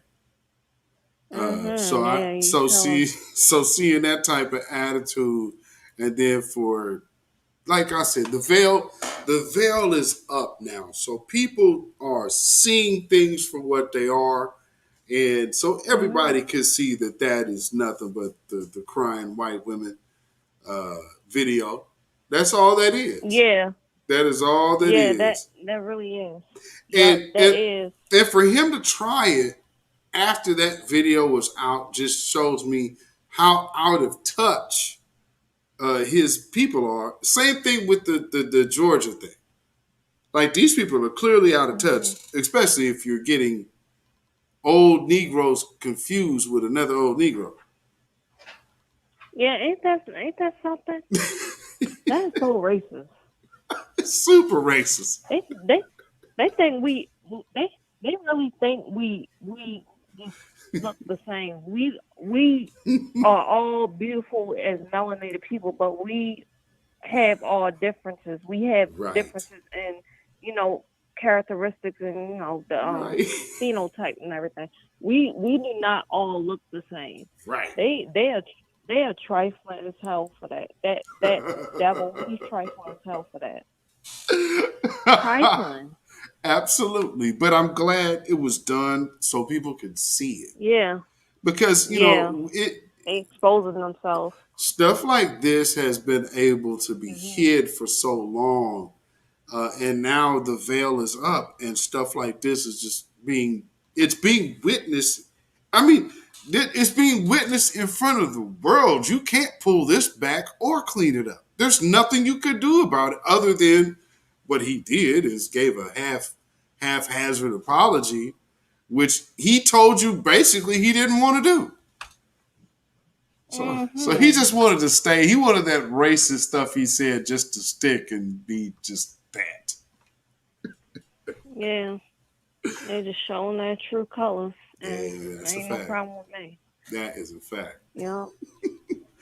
So anything else you got?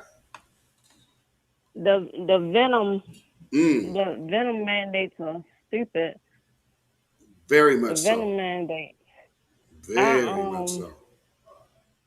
I'm very, pissed off, about, the people. There are so many people who are out of work, who have quit their job, have gone homeless.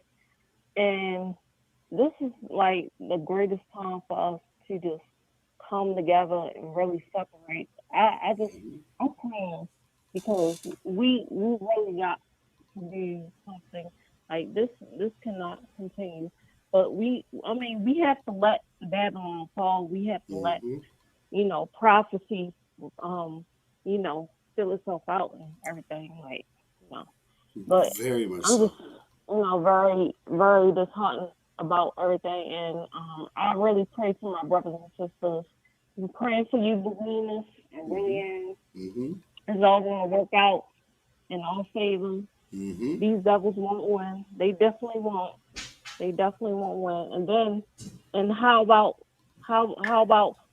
when 2 years pass? How's it going to be? And it's already, I checked there, over 18,000 deaths. People are dying dropping like flies. And now they're getting the children. And they getting the children. And I would let me pull up something. I'm on speaker right now. But I just got this during your broadcast. And I took a picture of it. Hold on, let me pull it up. Can't find it now. But you know how they are administering the venom to children, and they're making errors and things. Right. So here it is. Maryland Elementary School accidentally venomizes wrong student in mix-up. Wait. Read that again. Maryland Elementary School accidentally venomizes wrong student in mix-up. Wow. Wow. It's sick out here. These people are sick, and we know this is not all by accident. This is not coincidence. This is done by design. They are doing this intentionally. Absolutely. Absolutely. And I cannot wait to send Queen Amadada, and I have to send an article in the court. Yes. But that I just wanted to say that, like, these people are sick. Like the children, you know how the FDA authorized it under the emergency use authorization. It's not really FDA approved, but right. Anyway, so the kids, like kids who are 5 through 11, they are giving them adult venom, like the venom, the adults, they're giving it to the children, or they're giving them extreme doses, like what the case that Queen was reported on with the teenager or something of The that Filipino nature. girl. And then, yeah, the Filipino girl, yeah. Mhm, mhm. And then in the Walgreens, they gave an underage child that venom instead of the flu venom. So this is not all by a coincidence. They doing this intentionally, and I'm just sick of it. And that's why I have two schooling brothers and sisters. I have a brother and a sister in the public school system here in Maryland, Mhm. and I just try to message my little brother, checking with him, but I don't think they're getting that venom. And my brother is always saying he don't trust it. And he's only 13. And so I getting through to him because I know my father about it, and I don't want him to be influencing them. I'm exchanged from my phone for over a year now, but I love him, but I don't agree with people promoting this stuff. Like, it should be a choice. Like, and first of all, this stuff don't even work. I mean, they up here talking about pills. Pills. How many? It's like 3, 4 venomous now. The boosters don't even work. Right. The boosters is just extra poison, and I think it's just the boosters and the pills is just to finish people off. I'm sorry to say, but it's just to finish people off. If they got the first or the second, it's just to finish them off. That's all it is. I can see that. I could definitely Money. see that. It's all about money and control. Definitely. Yes, this is all about money and control. And that's why I dropped out of college, because of these mandates. And I wasn't prepared to start like this. Supposed to be my final semester at an HBCU. I attended Coppin State University, and I was following the COVID, the little updates I was following, and I knew what was coming. So I told my mother I might have to just not even return because of this, because I didn't have an exemption, and I had just moved into a new home, and I couldn't deal with college. I couldn't deal with it. I wasn't even prepared. So I did contact my advisor, and I did tell her I would finish in the future, but I don't even know now, because I don't know what's going to happen from a year, 2 years from now. So I'm just going to start working soon, to help out and save money and things of that nature. Right. But yeah, I when I saw that Venom promotion video that the president of my college did with the mayor Brandon Scott, the one who's blaming the unvenomized, Right. and he the one he only venomized and caught the stuff. Yes. Make it make sense.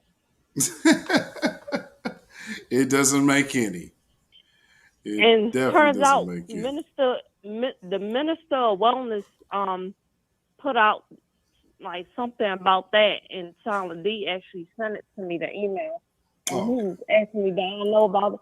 Yeah, I was like, yeah, I was questioning, like, did he get it again? But because I knew he got it, and when it happened, it was like a month ago or so, and I just burst out laughing because that's karma to me. You up here getting mad because y'all had to go back to wearing masks and all that. Right. Blame yourselves. Blame yourselves because I'm not spreading this. My mother's not spreading this. My brother's not spreading this. Anybody else who I know, especially us, we are not spreading this. They are spreading it. Absolutely. They don't wash their hands after they go to the bathroom. They dig up their butt. They do all sorts of nasty stuff. And they got the nerve. And when my brother used to work at M&T Bank Stadium some years ago, he would tell me how those white men would come into the bathroom, use it, and would not wash their hands and would walk right out at a Ravens game. That's exactly why I don't like to be around a lot of. I wash my hands. Yuck. I wash my hands. I pray. See, most of us Black people, we are very clean and we don't play. So I don't know how they talking about we spreading, because I like at the beginning it was, you know, them racists on Facebook spreading all this propaganda against us, talking about all community is spreading it and stuff. Right. Man, right. I was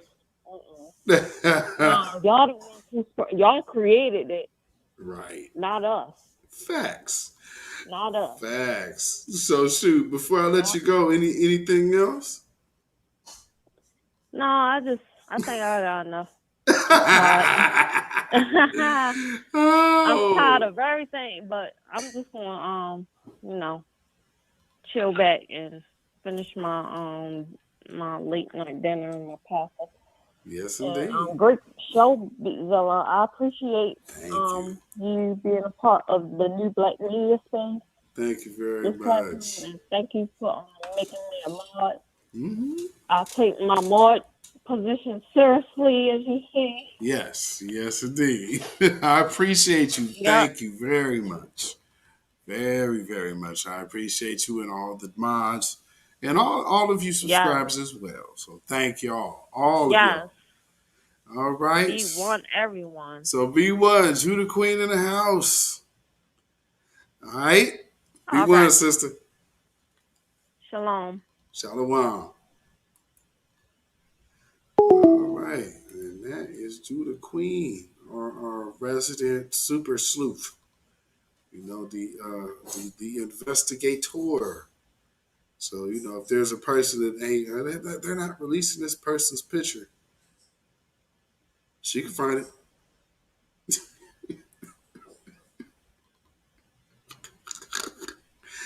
Okay, we weren't releasing these people's names. We got it. But so I'm going to play this video one more time. This is just too funny. So before we get out of here, let me play this. I am Marky Joint one more time. This is funny. This is definitely funny.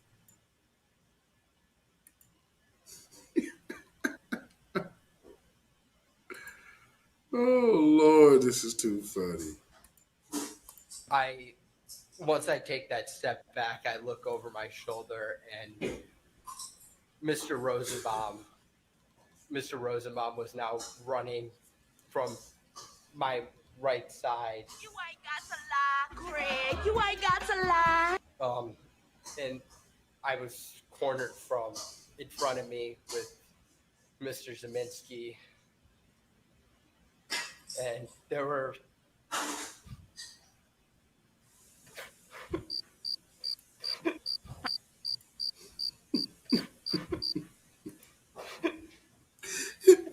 Today, Junior.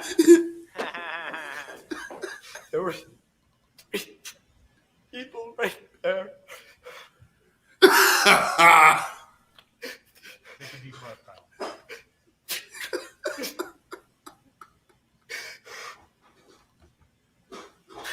That's what Queen of Dia. You already know. That's what I run. Boy, if you don't get out of here. Get out of here, man. Shit, I'm saying. Hear the music. I'm Marquis, baby. Marquis, baby. Hold up. Hold up. Hold up.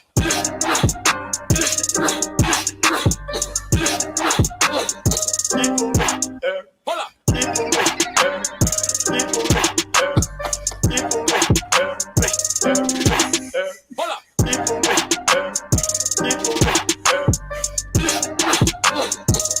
Boy, if you don't get. Hold up.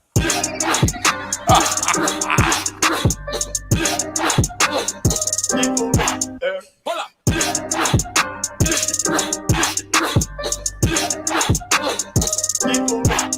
Hold up. Wait the remix on. I'm Marquis. Yes, boy.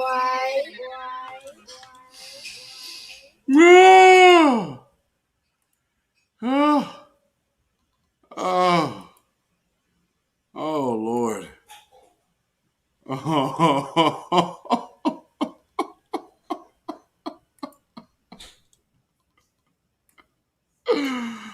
Oh, Lord. Oh, man. Thank you, everybody who has called tonight. Oh, man. And in the mode of grooving, you know how we do here. So we'll conclude after this brief break. Right back.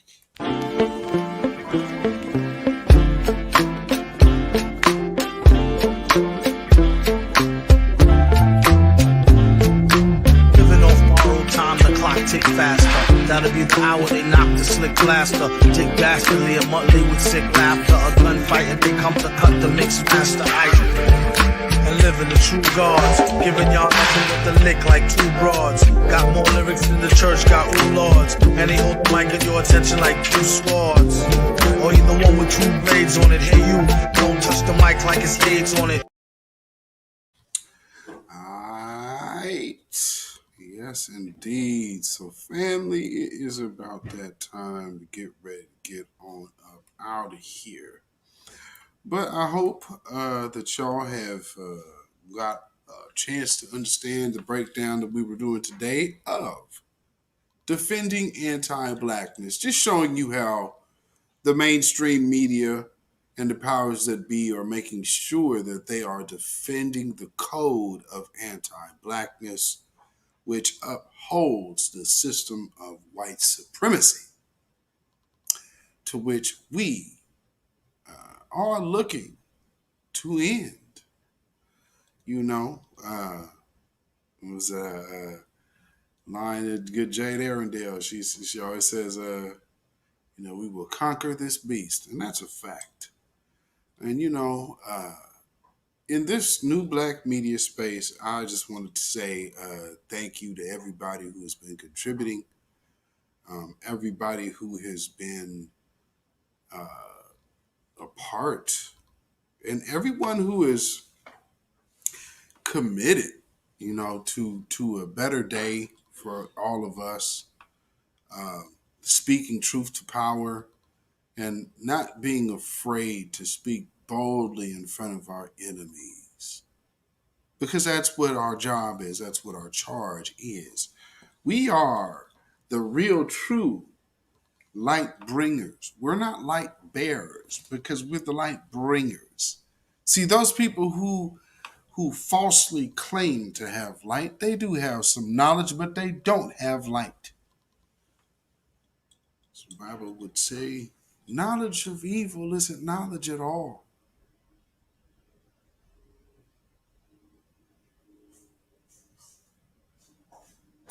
Knowledge of evil isn't knowledge at all.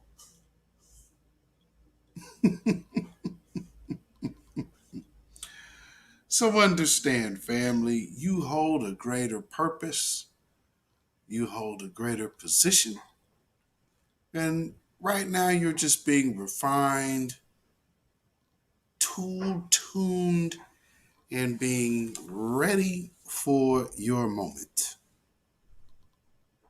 What moment is that?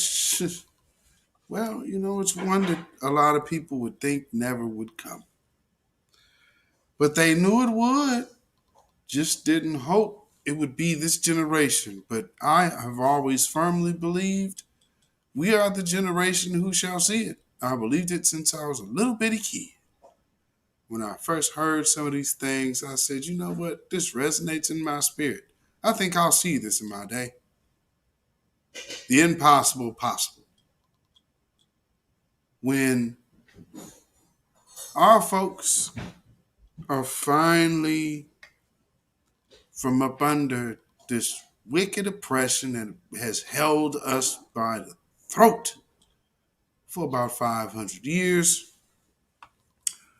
from the deterioration of where we were to being on the run, to being captive, to being rejoined with our family that had already made it to this land by way of ships. See, that's what you're missing about a lot of things, what these people tell you a lot of things is they didn't bring strangers here. No, they brought more of the same family because they knew exactly who they were getting. And so they know exactly where they're going. Why? Because they know exactly who they have in their possession. So some would maybe try to dispel what Hitler said, but even Hitler knew. Those black folks over there in America, those are the jewels of the Most High. And America is crazy enough to try to war with God. Well, what would they be going to war for? We have a whole space force now. They're doing rituals talking about going out of space and all of this and aliens and people being beamed up and whatnot. Well, what is all that about? Maybe one of these days you will see it in a positive way when most see it in a negative. Shout out to the 1/3. Because Babylon is fallen. Babylon is fallen. The 2/3. You should have let it fall. But us 1/3. We will rise. You understand me? We are entering into a new chapter, family, and they are only ramping up their hatred for us, and they are sending out dog whistles when you hear white folks and white accomplished attorneys going and judges going full white supremacists on record in court in front of the world. No, they are on alert. So, hopefully y'all have been edified this evening. And, hopefully y'all have a blessed and prosperous weekend. And, stay safe, stay vigilant, stay away from negative energy, stay away from liars. You know what I'm saying? Stay away from the thief. Stay away from bottom feeders. You know what I mean? So you can follow me on Instagram at beatzillapdx. You can follow me on Twitter at beatzillapdx. You can follow me on Facebook at beatzillapdx. You can follow me on Patreon at beatzillapdx official. And on Melanated People, you can follow me at Michael Beatzilla Whitmore. Of course, you can email me at ourrealtruth@gmail.com. That is ourrealtruth@gmail.com. And of course, if you feel so inclined to put some money in the bucket, you definitely can at CashApp, $BeatZillaPDX. That is CashApp, $BeatZillaPDX. And also at PayPal, at Zilla Muzak. That is Zilla Muzak at PayPal. ZILLAMUZAK.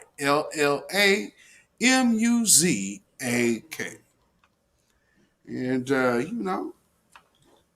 peace, power, and blessings be unto you, all who have donated already, and those of you who will donate in the future, and all of you listening to my voice right now. May the power and that hedge of protection stay around you and stay with you and yours, and have a good, healthy, and happy weekend. And, as we do here, we always end the same way. And I wanted to start this tradition here because it was one of the ways that they attacked one of our own by misconstruing his words. So I always want to make sure that I give his words in context, because this is the true reason why they were upset in the first place. We cast the stone of truth at falsehood here until we knock out its brains. Shalom, y'all. Have a blessed weekend, y'all. When you know who Satan is, Yes, sir. you don't have to kill him. No. The stone of truth. Yes. See, that's what you throw. Yes, right, right. Allah says, had we wished to take a pastime from before, surely we would have done it. Nay, we cast truth at falsehood till we knock out its brains. Every one of you that knows the truth, stand up and tell it from the mountaintop.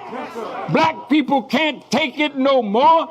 So wherever you are, on the job, in the factory, I don't care where you are.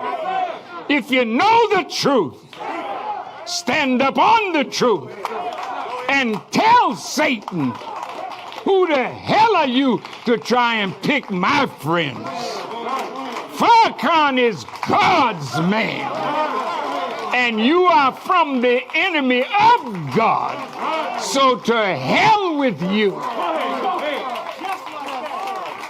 Stand up on it like a man.